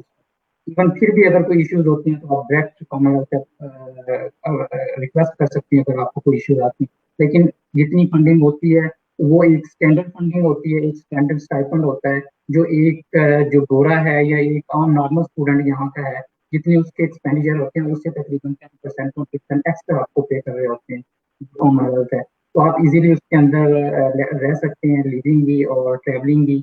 इवन आपको स्टडी सपोर्ट भी करती है कि अगर आप स्टडी के हवाले से कोई ट्रिप या बाहर किसी और लैब के अंदर काम करना चाह रहे हैं तो उसके लिए भी आपको कॉमनवेल्थ सपोर्ट करती है। तो इवन आप मिड टर्म में भी आप घर का या फैमिली विजिट करना चाह रहे हैं तो मिड टर्म में भी आपको रिटर्न टिकट पे करती है कॉमनवेल्थ। और इसके अलावा अगर आपके पास फैमिली है, किड्स हैं, तो आपको टोटली फैमिली सपोर्ट भी आपको प्लस के साथ वो पे कर देती है कॉमनवेल्थ जो कमीशन है। तो ये बिल्कुल अपने माइंड से निकाल दें कि आपको कोई फाइनेंशियल इशू आने वाले हैं। जो भी स्टूडेंट्स तक होते हैं उनको मेन फोकस जो है कॉमनवेल्थ कमीशन का वो यही है कि जो स्टूडेंट आए यहाँ आके फ्री ही अपना इंडिपेंडेंट काम। तो I don't think it is ज्यादा इशू आने वाला है। जी, ये तो हो गई वो जो स्टूडेंट की अपनी बात, लेकिन बासत भाई हमारे यहाँ चूंकि आपको पता है कि जरा फैमिली गरीब होती है फाइनेंशियली, बहुत सारे लोगों को तो ये भी होता है कि हम फैमिली को सपोर्ट कर लेंगे नहीं कर लेंगे, तो कोई बासत भाई बच भी जाते हैं तो बंदा अगर फैमिली को सपोर्ट करना चाहे पीछे तो उसमें भी तो गुंजाइश बनती है कि नहीं बनती? जी, जी, कमर भाई ये तो मैंने सबसे पहले ही कहा था कि देखें अगर आप सेंसिबल तौर पे रह के वे अगर एक्सपेंड करेंगे तो डेफिनेटली आपके पैसे बचते हैं। क्योंकि जो स्टाइपेंड है वो बेसिकली टैक्स फ्री है स्टाइपेंड है, जैसे वकास भाई ने बताया ना आपको कोई टैक्स इस पे देना है। तो अगर अब जो है लिविंग कॉस्ट जो है वेरी करती है फ्रॉम सिटीज टू सिटीज। जैसे लंदन जो है सबसे महंगा शहर है तो उसका स्टाइपेंड भी थोड़ा ज्यादा होता है और वहाँ पे अगर आप अकोमोडेशन, अच्छा ये चीज मैं यहाँ पे मेंशन करना चाहूंगा कि सीएससी जो है आपकी अकोमोडेशन फंड नहीं करता। बेसिकली आपको एक स्टाइपेंड मिलता है मंथ पे और उसी के अंदर आपको अपनी अकोमोडेशन खुद देखनी होती है। तो ये कंफ्यूजन ना हो जाए कुछ लोगों के कि क्या आया हमें अकोमोडेशन भी मिलेगी, अकोमोडेशन आपको उसी में पे करनी है जो आपको स्टाइपेंड मिल रहा है। अब यूनिवर्सिटी अकोमोडेशन जो है थोड़ी एक्सपेंसिव होती है। लेट से अगर आपको, जैसे मैं जिस टाइम पे रहता था तो मैंने यूनिवर्सिटी अकोमोडेशन ली हुई थी तो वो थोड़ी एक्सपेंसिव थी, लेकिन उसके अदर एंड मुझे दूसरी चीज़ों का सहूलियत ये थी कि मेरा जो है बस का, आप कह रहे हैं बस पास मैंने नहीं बनवाया था क्योंकि यूनिवर्सिटी 5 मिनट के फासले पे थी, तो उसमें मेरा जो है पैसे थोड़े बच जाते थे, जो कि डेफिनेटली मैं जो है उसको, अगर कॉस्ट को देखा जाए तो यूनिवर्सिटी अकोमोडेशन की ज़्यादा फीस जो थी उसमें इसको वो उसमें अकोमोडेट हो रही थी।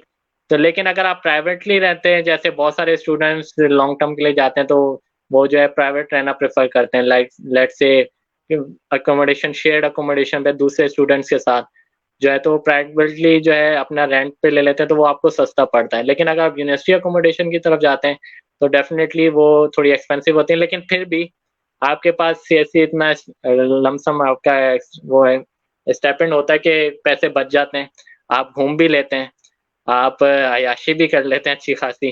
तो एक कंप्लीट पैकेज होता है बेसिकली। ये कॉमनवेल्थ का एक्सपीरियंस जो है बहुत, एक यूके की लाइफ आपको एक्सपीरियंस करने का बहुत बड़ा अच्छा मौका है ये एक। अयाशी की तरफ आएंगे बासत भाई। क्वेश्चन हम लेते हैं क्योंकि टाइम थोड़ा रह रहा है, तो एंड पे जो चीजें रहेंगी ना फिर आपसे पूछेंगे किधर किधर घूमे और कैसे घूमे।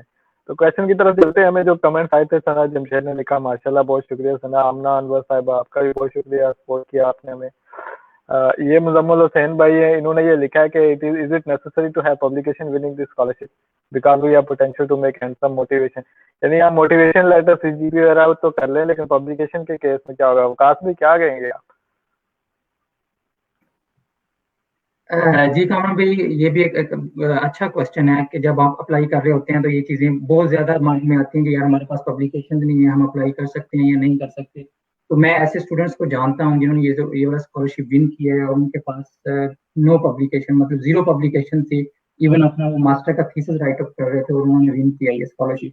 तो ये वाली बात तो बिल्कुल माइंड से निकाल दें। नो डाउट कि एप्लीकेशन आपकी स्ट्रॉन्ग होनी चाहिए, पब्लिकेशन या थीसिस वो तो बहुत अच्छी बात है। अगर नहीं भी है, आप ये ना सोचें कि मैं अप्लाई नहीं करूंगा। इसमें सबसे ज्यादा जिसके अंदर ये वाला इशू है कि उसके पास पब्लिकेशंस नहीं है, तो उसके पास जो सीजीपीए है और प्लस आईएस है, वो उसमें हाई स्कोर होना चाहिए। तो ये आप अपने माइंड में रखें कि अगर पब्लिकेशन नहीं है तो आप अदर साइड पे कंप्लीट कर सकते हैं कि अपना आईएस का हाई स्कोर कर लें और आप अपने थीसिस को ऐड करें, मास्टर थीसिस को उसके अंदर कि ये नियर टू पब्लिकेशन है या मैंने सबमिट करवाया हुआ है या ये मेरा थीसिस है। तो लेकिन ये नहीं सोचना है पब्लिकेशन नहीं है अप्लाई नहीं कर रहा हूँ। आप अप्लाई जरूर करें क्योंकि वो ये रिक्वायरमेंट नहीं है कि आपके पास पब्लिकेशन होनी चाहिए।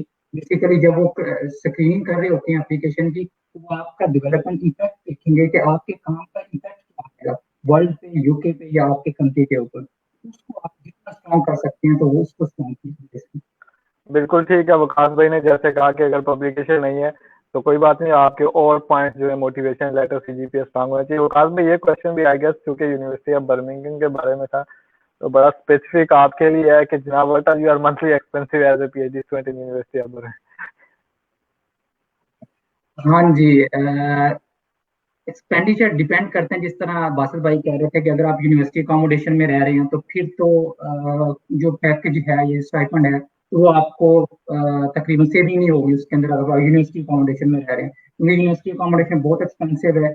अगर आप रह रहे हैं तो आप सिंगल हैं या मैरिड हैं तो आप मतलब बहुत मुश्किल हो जाता है वहाँ सर्वाइव करना। लेकिन अब आप प्राइवेट अकोमोडेशन में रह रहे हैं, शेयरिंग में रह रहे हैं, तो आप you can save even 50% you can save if you are living in a private accommodation. और जो बर्मिंघम है, that's the beauty of the UK. You know, it's very cheap as compared to all over the country. तो Birmingham में ये एक beauty इस हवाले से है कि बहुत ज्यादा चीप सिटी है। अगर आप बाकी सिटीज के साथ इसको कंपेयर करोगे बहुत चीप मिल जाती है। इवन मेरा जो अभी अकोमोडेशन है तकरीबन मैं 500 पाउंड पे कर रहा हूँ, और जो कि लेस देन 50% जो मेरी लेस देन 50% है। तो इसके अलावा जो बाकी लिविंग एक्सपेंडिचर्स हैं तो वो ज्यादा, जो फूड के हैं वो ज्यादा इतने नहीं होते ना, इवन ट्रैवलिंग के भी इतने नहीं है।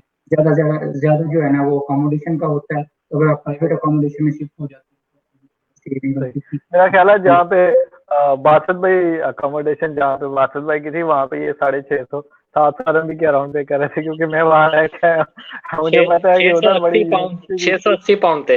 हाँ, तो लाइक 680 पाउंड बिल्कुल आधे से ज्यादा मेरा स्टाइपेंड जो है वो अकोमोडेशन में ही था। लेकिन आपने देखी भी थी, आपने देखी थी वो अकोमोडेशन फिर उसी हिसाब से रही थी।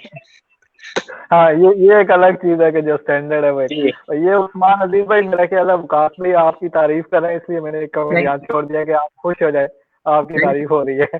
थैंक बता हमारे साथ ये कोई क्वेश्चन है, हमने इसका आंसर कर लिया कि जीआरई होता है। जीआरई नहीं भी है तो भी कोई बात नहीं, आप उसके बगैर भी अप्लाई कर सकते हैं, लेकिन हो तो ज्यादा अच्छा है। बहुत शुक्रिया, ये किसी ने मेरे भी देखे, मेरी भी तारीफ आ गई। मैं सोच रहा था कि नहीं हुई, बहुत मेहरबानी बिल्कुल। अगर जीआरई आप दे दें यार तो बड़ी अच्छी बात है, पहले डिस्कशन हुई है। आपके पास हो तो बहुत अच्छा है, अगर नहीं है तो फिर डेफिनेटली उसके बगैर भी आप अप्लाई कर सकते हैं। अ, ये आसिफ अकरम भाई, बिल्कुल यार आपको पीएचडी बॉटनी के लिए अप्लाई करना चाहिए। इंग्लिश के लिए क्या जरूरी है, डेफिनेटली आइल्स आपको चाहिए होगा, जो हम पहले डिस्कस करते आ रहे थे। बाकी देखते हैं सर क्वेश्चन की तरफ। हाँ, ये क्वेश्चन आया आसिफ अकरम भाई का, इन्होंने ये लिखा है कि इनकी 8 रिसर्च पब्लिकेशन है और सीजीपीए इनका इतना सा है, तो सो क्या सजेस्ट यू कर। मस्ट अप्लाई जी, रिसर्च प्रपोजल अच्छा सा बना दें, मोटिवेशन लेटर अच्छा सा लिखे, मेरा ख्याल है बाकी तो आप। जी, जुनैद भाई पूछ रहे हैं बासत भाई के सीजीपीए की क्या रिक्वायरमेंट है, हमने ऑलरेडी आंसर किया है। जी, कोई रिक्वायरमेंट नहीं है आपकी, बस ये एक जो है मिनिमम होना चाहिए। अगर आपकी सीजीपीए कम है तो आपकी दूसरी एंड पे पब्लिकेशंस वगैरह है तो उससे कवर हो जाएगा। तो बेसिकली एज सच कोई रिक्वायरमेंट नहीं है, लेकिन आपकी जो है बेसिकली मिनिमम सेकंड डिवीजन नहीं होनी चाहिए ऑन द लास्ट। मतलब आपने मास्टर्स किया तो मास्टर्स में आपकी सेकंड डिवीजन नहीं होगी, ये एचईसी के एलिजिबिलिटी क्राइटेरिया में भी लिखा हुआ है। जी, ये आसिफ अकरम भाई ने पूछा यूनिवर्सिटीज जैसे शुरू में बताया था, वकास भी क्या कहेंगे, ये जो टॉप 400 में आती है वो सारी हैं, किस तरह से डिसाइड होती यूनिवर्सिटी जो यूके की ना, वो टॉप जितनी भी यूनिवर्सिटीज है ना, वो ये कॉमनवेल्थ जनरल स्कॉलर्स में आती हैं। तो आप है। कोशिश जी करेंगे जो टॉप 100 यूनिवर्सिटीज हैं उसको टारगेट करें यूके के अंदर। तो इन्होंने अपनी वेबसाइट के अंदर भी मेंशन की हुई है यूनिवर्सिटीज जो राउंड अबाउट, मेरे ख्याल में शायद आई एम रॉन्ग और राइट में भी 100 यूनिवर्सिटीज हैं यूके की जो इसके अंदर फॉल करती हैं। ठीक है, लेकिन आप कोशिश करें कि टॉप जो रैंकिंग है, आप गूगल कर लें top ranking university in the UK, उसके अंदर अप्लाई करें तो ज्यादा स्ट्रॉन्ग पॉइंट है। इन्होंने फिर दोबारा सीजीपीए का पूछा आमना अनवर ने, तो हम ऑलरेडी इसको डिस्कस कर चुके हैं कि कितनी रिक्वायरमेंट है और कोई खास एचईसी की रिक्वायरमेंट अलग से है बासत भाई, एचईसी की कोई है स्पेसिफिक रिक्वायरमेंट वेबसाइट पे? ये अगर आप एचईसी की वेबसाइट पे जाएंगे, जो एलिजिबिलिटी क्राइटेरिया कॉमनवेल्थ के जो पेज है वहां पे लिखा हुआ है, वहां पे लिखा हुआ है कि not have any third division throughout your academic career. सही है, हम आपके पूरे एकेडमिक कैरियर में थर्ड डिवीजन नहीं होनी चाहिए। और आपकी जो लास्ट टर्मिनल डिग्री है, जैसे आपने लास्ट मास्टर्स किया तो उसमें आपकी सेकंड डिवीजन नहीं होनी चाहिए। ये बेसिकली आपकी एक एकेडमिक आप रिक्वायरमेंट कह लें। अगर इससे ये सब आपका नहीं है तो you are good to go, you can apply. सही है। आर्ट्स अगेन वही क्वेश्चन है कि अगर यूनिवर्सिटी की तो रिक्वायरमेंट है, स्पेसिफिक रिक्वायरमेंट नहीं है, वकास भाई क्या कहेंगे इस पे? हाँ जी, आर्ट्स के ऊपर मैं दोबारा बात करना चाह रहा हूँ कि आर्ट्स यार, अगर आप इतना कुछ कर रहे हैं, इतनी स्ट्रगल कर रहे हैं स्कॉलरशिप के अंदर, तो आपको आर्ट्स करना चाहिए। क्योंकि काफी ज्यादा all over the world scholarship जितने भी आते हैं ना, तो स्टूडेंट क्या करते हैं, पाकिस्तान के साथ ये भी एक काफी इश्यूज है कि वो आर्ट्स के ऊपर नहीं कंसंट्रेट कर रहे। तो मैं कह रहा हूँ कि जितनी आप इतनी स्ट्रगल कर रहे हैं स्कॉलरशिप सर्च करने को, तो आप आर्ट्स भी जरूर एक अटेम्प्ट जाएं। चाहे आप नॉन इंग्लिश कंट्री में भी अप्लाई कर रहे हैं, लेकिन आर्ट्स आपके पास होना चाहिए। इसकी स्कॉलरशिप की कोई रिक्वायरमेंट नहीं है, लेकिन फिर भी मैं आपको मोटिवेट करना चाह रहा हूँ कि आप एटलीस्ट आइल्स करें तो ज्यादा स्ट्रॉन्ग पॉइंट है। सुमीना इकबाल अगर इस वक्त हमें सुन रही है तो उनसे मेरी ये रिक्वेस्ट है कि आमना अनवर आपको कह रही है कि लाजमी आप अप्लाई करें, और आपको डेफिनेटली उनकी बात का ख्याल करते हुए जरूर अप्लाई करना चाहिए। और जुनैद भाई दोबारा वही क्वेश्चन जो हमने डिस्कस किया पूछ रहे हैं कि एक्सेप्टेंस लेटर और ऑफर लेटर दोनों, देखिए अगर तो दोनों है तो बल्ले बल्ले, जितना गुड़ डालेंगे उतना मीठा, ये दोनों चीजें आपके पास होगी तो और क्या चाहिए। लेकिन कम से कम एक्सेप्टेंस लेटर तो सुपरवाइजर का लाजमी होना चाहिए, अगर आपको ऑफर लेटर नहीं भी मिल सकता तो एक्सेप्टेंस लेटर लाजमी आपको मिल जाए। और ये प्रोसीजर भी हमने वकास भाई से इसलिए बार बार पूछा था कि भाई आप ये बताएं क्या प्रोसीजर है, इस पे डिस्कस कर दिया। लेकिन वकास भाई कोई और चीज अगर ऐड करना चाहें इन क्वेश्चंस के आंसर में तो ये जरूर आप। ऑफर लेटर में शायद इन्होंने शायद डिटेल से सुना नहीं, मैं शॉर्टली इसको दोबारा बता देता हूँ ऑफर लेटर को। कि सबसे पहले कि आप दोबारा सुपरवाइजर के साथ, जो आपका इंटरेस्ट रिलेटेड काम कर रहा है सुपरवाइजर, उसके साथ कांटेक्ट करें। और कांटेक्ट करने के बाद अगर सुपरवाइजर रेडी है तो फिर आप ऑफर लेटर के लिए अप्लाई करें। लेकिन अगर आपके पास टाइम नहीं है तो आप on the base of acceptance letter from supervisor you are eligible and you must apply for the scholarship. So offer letter और एक्सेप्टेंस को कंफ्यूज ना हो इसके अंदर। जो भी आपके पास हो आप अप्लाई करें स्कॉलरशिप पे। यहाँ एक क्वेश्चन भी है और उसमें मैं ये ऐड करूंगा कि यार ये जो आप लोग मास्टर पाकिस्तान में यूजली डिस्कस करते हैं, एमएससी को वो मास्टर कहते हैं, जो 2 साल वाला एमएससी है वो मास्टर नहीं है, वो यूजली अंडर ग्रेजुएशन ही कंसिडर होता है।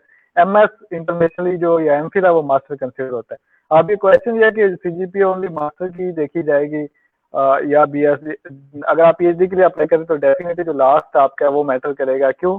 आप इसमें कोई ऐड करना चाहेंगे कुछ? जी बिल्कुल, जो लास्ट डिग्री है ना वो मैटर करती है, स्पेशली अगर मास्टर है, और मास्टर मींस 17 और 18 इयर्स एजुकेशन। अगर आप कॉमनवेल्थ के लिए अप्लाई कर रहे हैं तो ये अपने माइंड में क्लियर कर लें कि आपके पास 17 या 18 इयर्स ऑफ एजुकेशन होनी चाहिए। तो वो चाहे मास्टर है, एमफिल है, जो भी, you can say anything, but it must be 17 और 18 इयर्स ऑफ एजुकेशन। और इसके अलावा क्या था? ये आसफ भाई जो क्वेश्चन आप कर रहे हैं, मेरा वैसे ख्याल ये है, बासत भाई पता नहीं सर हिला रहे, एग्री करेंगे नहीं करेंगे। मेरा ख्याल तो ये है कि अगर आप ईमेल में ये मेंशन कर दें कि मैं एक्सेप्टेंस ये कॉमनवेल्थ के लिए अप्लाई करूंगा, तो प्रोफेसर आपको बड़ा खुश होगा, क्योंकि उसे पता लगेगा कि मुझे पैसे जेब से नहीं देने, अपने प्रोजेक्ट से नहीं दे रहे। जी जी बिल्कुल ऐसा ही है, आप करें, इसमें कोई आपका वो मसला नहीं है। अगर आप एक्सेप्टेंस के लिए लिख रहे हैं ईमेल, तो डेफिनेटली प्रोफेसर को बताएं कि आप इसके साथ काम करना चाहते हैं और आप फंडिंग के लिए जो है कॉमनवेल्थ के लिए अप्लाई कर रहे हैं, तो इसमें कोई इशू नहीं है। इसके अंदर जब आप ईमेल करेंगे अपने सुपरवाइजर के साथ, जिसके साथ, उसमें ये क्लियरली मेंशन करें। इवन मैं तो सब्जेक्ट में कह रहा हूँ कि सब्जेक्ट के अंदर ये मेंशन करें कि आप कॉमनवेल्थ स्कॉलरशिप के लिए अप्लाई कर रहे हैं।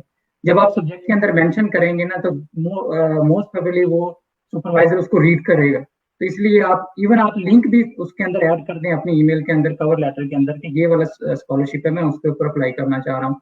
तो फिर वो काफी चांसेस बढ़ जाते हैं कि आपके रिप्लाई करे, क्योंकि सुपरवाइजर के पास इतना टाइम नहीं होता कि वो इतने लोग अप्लाई कर रहे होते हैं कि वो ईमेल्स नहीं रीड करती। लेकिन आप अगर कॉमनवेल्थ वाला सब्जेक्ट के अंदर मैटर मेंशन कर देंगे तो चांसेस काफी हैं कि वो आपको रिप्लाई करें। कामरान सईद भाई हमारी तारीफ करें, बहुत शुक्रिया। इसी तरह विशाल राठी भाई हैं, आपकी तारीफ का बहुत शुक्रिया।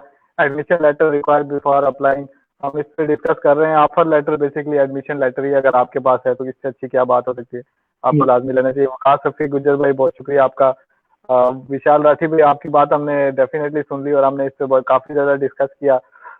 ये क्वेश्चन है वकास भाई, इसको देखिएगा, बल्कि बासत भाई आप भी देखें, अभी आप अप्लाई कर रहे हैं।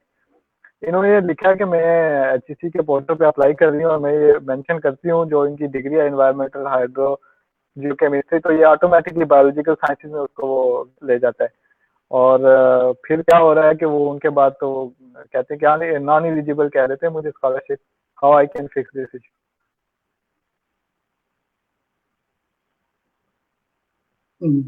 जी बस भाई आप आंसर दें, अभी रिसेंटली आपने अप्लाई किया है इस पे। जी मैं क्वेश्चन को रीड कर रहा हूँ, मैं बिल्कुल इसका आंसर देता हूँ।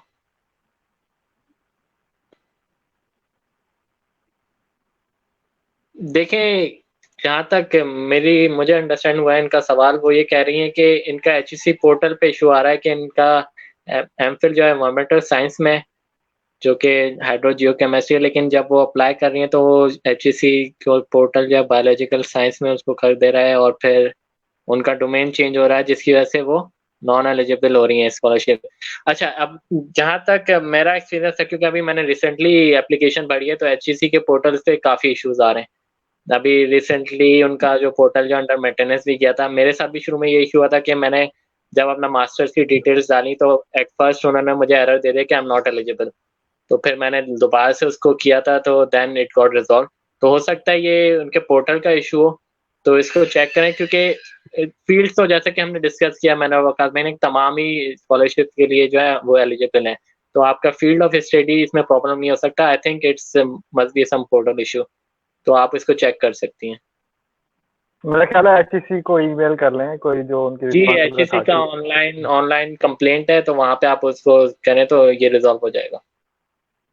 अच्छा, ये एक लिखा हुआ है कि एप्लीकेशन फी की जिक्र आ गया, बाकी तो चले होगी, वो प्रोफेसर का हमने आ गया। एप्लीकेशन फी है वैसे? जी कामरा में ये भी बात मैंने पहले भी क्लियर की थी, तो बहुत से लोगों के माइंड में होती है ये वाली बात कि एप्लीकेशन फी होगी। तो मैं दोबारा अगेन मेंशन करता जाऊं कि कोई एप्लीकेशन फी नहीं है पीएचडी एडमिशन के लिए। तो आप विदाउट एनी फी अप्लाई कर सकते हैं पीएचडी एडमिशन के लिए। सारी बात ने अगेन ये ऑफर लेटर के बारे में, यार इससे बड़े क्वेश्चन आते हैं ऑफर लेटर के। शुक्र आपने काफी डिस्कशन कर लिए। हाँ जी, ये वाले डेफिनेटली। ऑफर लेटर के काफी इश्यूज होते हैं कि जब, क्योंकि विदाउट ऑफर लेटर और एक्सेप्टेंस आप अप्लाई नहीं कर सकते। मतलब अप्लाई एप्लीकेशन सबमिट कर दोगे तो उसका वो पहले ही स्क्रीनिंग में आपको आउट कर देंगे। तो इसलिए जी एक्सेप्टेंस या एटलीस्ट जो एक्सेप्टेंस हो ऑफर लेटर हो तो ज्यादा अच्छा है। तो इसलिए मैंने इस पर काफी डिटेल में बात की, लेकिन फिर शॉर्टली मैं बता दूं कि आप एनी टाइम ऑफर लेटर के लिए अप्लाई कर सकते हैं, लेकिन एटलीस्ट आपके पास जो है ना सुपरवाइजर की एक्सेप्टेंस होनी चाहिए। वो you can get through email, तो within 1 or 2 days you can get the acceptance. जी शहजाद बस रसूल अब भाई कहते हैं कि विकास भाई आपको देख के अच्छा लगा। Thank you Shahzad sir. Rasool भाई, विकास भाई ये कह रहे हैं कि मुझे आपका कमेंट पढ़ के बहुत अच्छा लगा। और आयशा इम्तियाज भाई ये कह रही है कि आई मीन अच्छा, ये भी एक अच्छा क्वेश्चन आ गया है कि ये जी लास्ट सेमेस्टर में है एमफिल डिग्री में और करंट सीजीपीए भी है, वो अप्लाई कर सकती है लास्ट सेमेस्टर में जो बंदा हो या डिग्री हो तो अप्लाई? जी ये अनफॉर्चुनेटली नहीं है, एलिजिबल नहीं है ये, आपकी डिग्री कंप्लीट होनी चाहिए।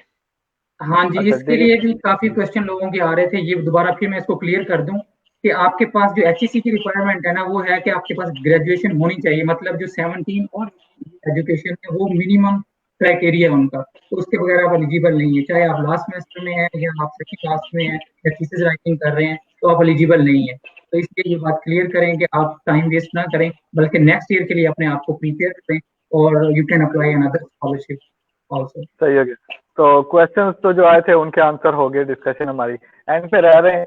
यूके में आप दोनों भाई पढ़े, वहां पे रहे, आप लोगों का लाइफ एक्सपीरियंस यूके में किस तरह से रहा है, कुछ इस बारे में बताया ना।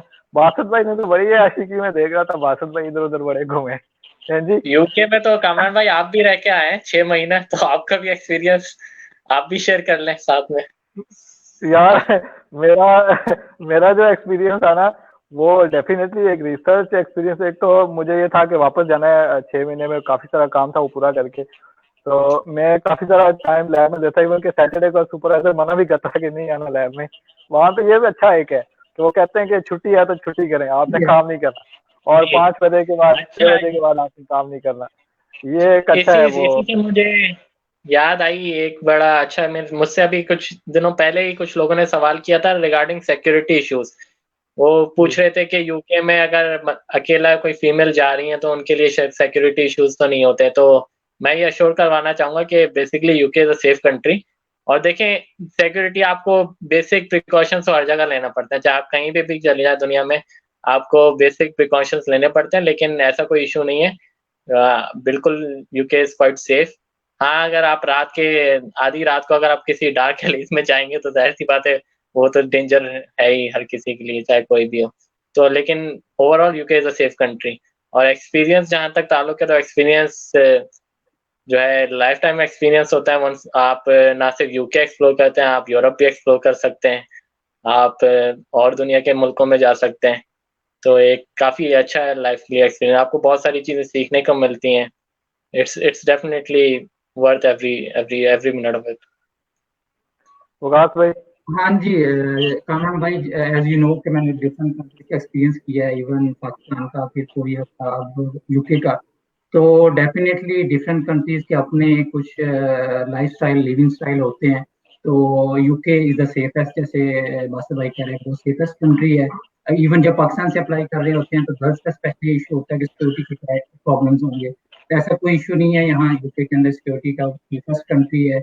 और इसके अलावा जब आप बात करते हैं कि हलाल फूड का, इवन कामरान भाई इसके ऊपर बात कर सकते हैं कि चाइना में काफी इश्यूज होते हैं। इवन जब मैं साउथ कोरिया में था तो बहुत ज्यादा इश्यूज थे फूड के, कि आपको जब आउटिंग पे जाना है तो आपको साथ फूड लेके जाना है, या नॉन वेज, नॉन जो वेजिटेरियन आपको खाना पड़ जाता है। तो यूके के अंदर ऐसा नहीं है। यूके के किसी कोने में चले जाएं, आपको हलाल जो शॉप विकास भाई, मैंने बर्मिंघम में मैंने तो तंदूर भी मिल जाएगा, तंदूर भी हाँ, मिल जाएगा बर्मिंघम में तो। ये जो ब्रेडफोर्ड और ये सारी जगह, वो ब्रेडफोर्ड तो मुझे लगता है कि आप लोग बैठेंगे कराची बैठे, कुछ इस तरह की खुशबू आती। लेकिन मैं जो बर्मिंघम है ना, बर्मिंघम को कहते हैं मिनी लाहौर। तो हाँ बर्मिंघम तो ऐसे लाहौर की तरह ही है, लेकिन फिर भी मैंने through out the UK visit किया है, तो कोई ऐसी जगह नहीं है जिसमें आपको जो हलाल का इशू हो फूड का। ठीक है, तो लेकिन फूड मैं आपको बात बताऊं विकास भाई, जो मेरा एक्सपीरियंस था और शुरू में बासत भाई भी उससे परेशान हुए। हमें तो हलाल फूड का ब्रिस्टल में बड़ा मजा था यार, शुरू में जब से पता चलता कि क्योंकि वहाँ तो करीब जो मार्केट थी हमारे उधर से भी हलाल चीजें वो बहुत लिमिटेड मिलती थी, और फिर हमें बड़ी तकलीफ हुई ये फाइंड करते। बासत कामरान भाई प्राइस पे जो है अपना वो करते थे। प्राइस जो मुझे याद है, टूना वो फिश मिलती थी, उसके वो पीसेस, और वो जाके ना ओवन में फ्राई करके रोस्ट करके खाते। ये शुरू में रहा, और बाद में बासत भाई ने एक मार्केट ढूंढ के निकाली, पता नहीं ऐसा थी कौन सी थी बासत भाई, मुझे नाम एज़रा। हाँ आपको उधर तो से मैंने काफी हलाल सारी शॉप भी ढूंढ के दी थी, जो पाकिस्तानी एक भाई की हमारे वहाँ पे शॉप थी हलाल मीट की। जी, लेकिन वो काफी दूर जाना पड़ता है। ढूंढने से मिल जाती है, लेकिन अब तो इन्होंने ये है कि अल्ट्रा है या टेस्को है, जो भी बड़े स्टोर है वहाँ पे भी हलाल मीट होता है। हाँ, हलाल आपको मिल जाता है। और इसके अलावा जो एक बड़ी चीज होती है कि आपकी कम्युनिटी, स्पेशली जब आप साउथ कोरिया में तो आपको काफी इश्यूज होते हैं ईद के ऊपर, जब कोई गैदरिंग हो तब इश्यूज होते हैं। तो यहाँ ऐसा सीन नहीं है, ईद के ऊपर भी आपको आपकी कम्युनिटी मिल जाती है, मस्जिदें काफी ज्यादा हैं। इवन रिसेंटली मैं एक सर्च कर रहा था तो यू कैन इमेजिन के 200 मोर देन 200 मस्जिद हैं बर्मिंघम के अंदर। तो I was thinking may be 20 या 25, लेकिन आप देखेंगे 200 मस्जिदें हैं इस सिटी के अंदर। तो आपको नमाज का भी इस तरह का कोई इश्यूज नहीं है कि ईद की नमाज है, चाहे आप नॉर्मल जुम्मे का प्रॉब्लम भी नहीं है, इस तरह के कोई इश्यूज। तो ये लाइफ में जी जी कोई मैसेज छोड़ना चाहे, हम एंड करते हैं सेशन को ऑलरेडी। पन्ना जी वासु भाई। जी मैसेज यही है कि अप्लाई करें स्कॉलरशिप के लिए, टाइम आपके पास कम है, मुकाबला सख्त है, और बिल्कुल एक आपके लिए अगर आपकी एप्लीकेशन रिजेक्ट भी होती है तो डिसहार्ट मत होइएगा। मैं खुद आपके सामने बैठा हूँ, मेरी जो इनिशियल स्टेज पे मेरी बहुत सारी एप्लीकेशन रिजेक्ट हुई थी। अपनी प्रोफाइल को फिर उसको गो थ्रू करें, किस तरह आप बेहतर कर सकते हैं। तो फेलियर से डिसहार्ट बिल्कुल नहीं हुईए, और ये चीज़ें जो हैं आपको मेहनत कर से ही मिलती हैं, तो मेहनत कीजिए और अप्लाई कीजिए। इंशाल्लाह आई होप के अच्छे स्कॉलर्स जो हैं इस बार सिलेक्ट होंगे। तो बस जी आकाश भाई। हाँ जी, होम टेक मैसेज सब स्टूडेंट्स के लिए यही है कि भाई फुल तैयार हो के इसके लिए अप्लाई करें। और जो आपके क्वेश्चंस हैं वो हमने कोशिश की है कि आंसर किए हैं, लेकिन फिर भी अगर कोई क्वेश्चन हो तो you can contact me any time, I will try to help you. तो इसके लिए आपने बिल्कुल माइंड से निकाल देना है कि यार होगा नहीं होगा, मेरी सीजीपी कम है, मेरे पास पब्लिकेशन नहीं है, इसको छोड़ के इसको साइड पे रख के बस आप ये सोचें कि आप डेवलपमेंट इम्पैक्ट किस तरह का बना सकते हैं अपनी एप्लीकेशन के अंदर, जिसके ऊपर आप गोरे को या एचईसी को इम्प्रेस कर सकें कि मैं ये वाला काम कर सकता हूँ। और फिर ये आता है कि एट द एंड आप ये डिसहार्ट नहीं होना कि एचईसी ने हमें सेलेक्ट नहीं किया या कॉमनवेल्थ ने सेलेक्ट किया। ये आपका स्टार्ट है। तो नो डाउट अगर इस स्कॉलरशिप में आपकी नहीं विन हो रहा तो डेफिनेटली आप अदर स्कॉलरशिप के लिए भी साथ साथ अप्लाई करें। लेकिन इस स्कॉलरशिप के अप्लाई करने से आपको ये होगा कि पहले तो ये सोचें कि 100% आपने विन करना। अगर इन चांस अगर विन नहीं हो रहा तो आपको काफी चीजें लर्निंग में मिलेंगी। फॉर एग्जाम्पल मोटिवेशन लेटर कैसे लिखना है, प्रोफेसर के साथ कैसे कॉन्टेक्ट करना है, या जो स्टेटमेंट है डेवलपमेंट स्टेटमेंट कैसे लिखनी है, ये सारी चीजें आपकी लर्निंग है। और इसको कोशिश करें जितना इम्प्रूव हो सकता है, आप सीनियर के साथ आप कॉन्टेक्ट करके अपनी स्टेटमेंट को स्ट्रॉन्ग कर सकते हैं और इसको सबमिट करें। आपके पास डेफिनेटली टाइम बहुत कम है और इसके लिए एक्सेप्टेंस मस्ट है। एक्सेप्टेंस जरूर लें, एक्सेप्टेंस के बगैर अप्लाई ना करें। और एक्सेप्टेंस कोई मंथ का टाइम नहीं है, जस्ट विदिन 2 और 3 डेज आप ले सकती हैं। लेकिन उसके लिए आपको फोकस करना है सुपरवाइजर को, और सुपरवाइजर को फोकस करके आपने उसको कहना है कि टाइम शॉर्ट है, डेडलाइन नियर टू डेडलाइन नजदीक है, तो इसलिए हमें एक्सेप्टेंस चाहिए इस स्टेज के ऊपर। और अगर आप ऑफर लेटर ले लेते हैं तो दैट्स ग्रेट। तो एट द एंड यही है कि आपने अप्लाई जरूर करना है। और मेरी तरफ से all the best for all of you. और अगर और कोई क्वेश्चन हो तो आप डेफिनेटली यू कैन कॉन्टेक्ट। बहुत शुक्रिया बासत भाई, बहुत शुक्रिया वकास भाई, आप दोनों ने टाइम निकाला, गाइड किया। और जो लोग अभी हमें बाद में सुनने के उनसे ये है कि वकास भाई बासत भाई दोनों फेसबुक पे हैं, ये कमेंट भी कर देंगे यहाँ पे इंशाल्लाह जो लिंक है इस पे। आप कोई क्वेश्चन हो, कोई चीज़ गाइडेंस जानना चाहिए हो तो ज़रूर इनको अप्रोच करें, आप लोगों की हेल्प करेंगे जितनी मुमकिन। अच्छी तरह से तैयार होकर अप्लाई करें और बिल्कुल मायूस ना हो, नहीं होता तो दोबारा आ जाएं, अपनी चीज़ें इंप्रूव करें। जैसे बासत भाई ने कहा, वो देखें कितनी दफ़ा रह गए बट फिर हो गए, तो इंशाल्लाह जरूर होगा। इसके साथ मैं आप लोगों से भी इजाजत चाहूंगा। आप सबका शुक्रिया जो हमारे साथ थे, और हमारी जो भी टीम के लोग हमारे साथ रहे उन सबका भी बेहद शुक्रिया। वकास भाई, बासित भाई, आपका भी एक दफ़ा बेहद शुक्रिया। इंशाल्लाह अगले हफ्ते फिर मिलेंगे किसी नए टॉपिक पे आपके साथ। उस वक्त तक मुझे अपनी दुआ में याद रखिएगा। अस्सलाम वालेकुम।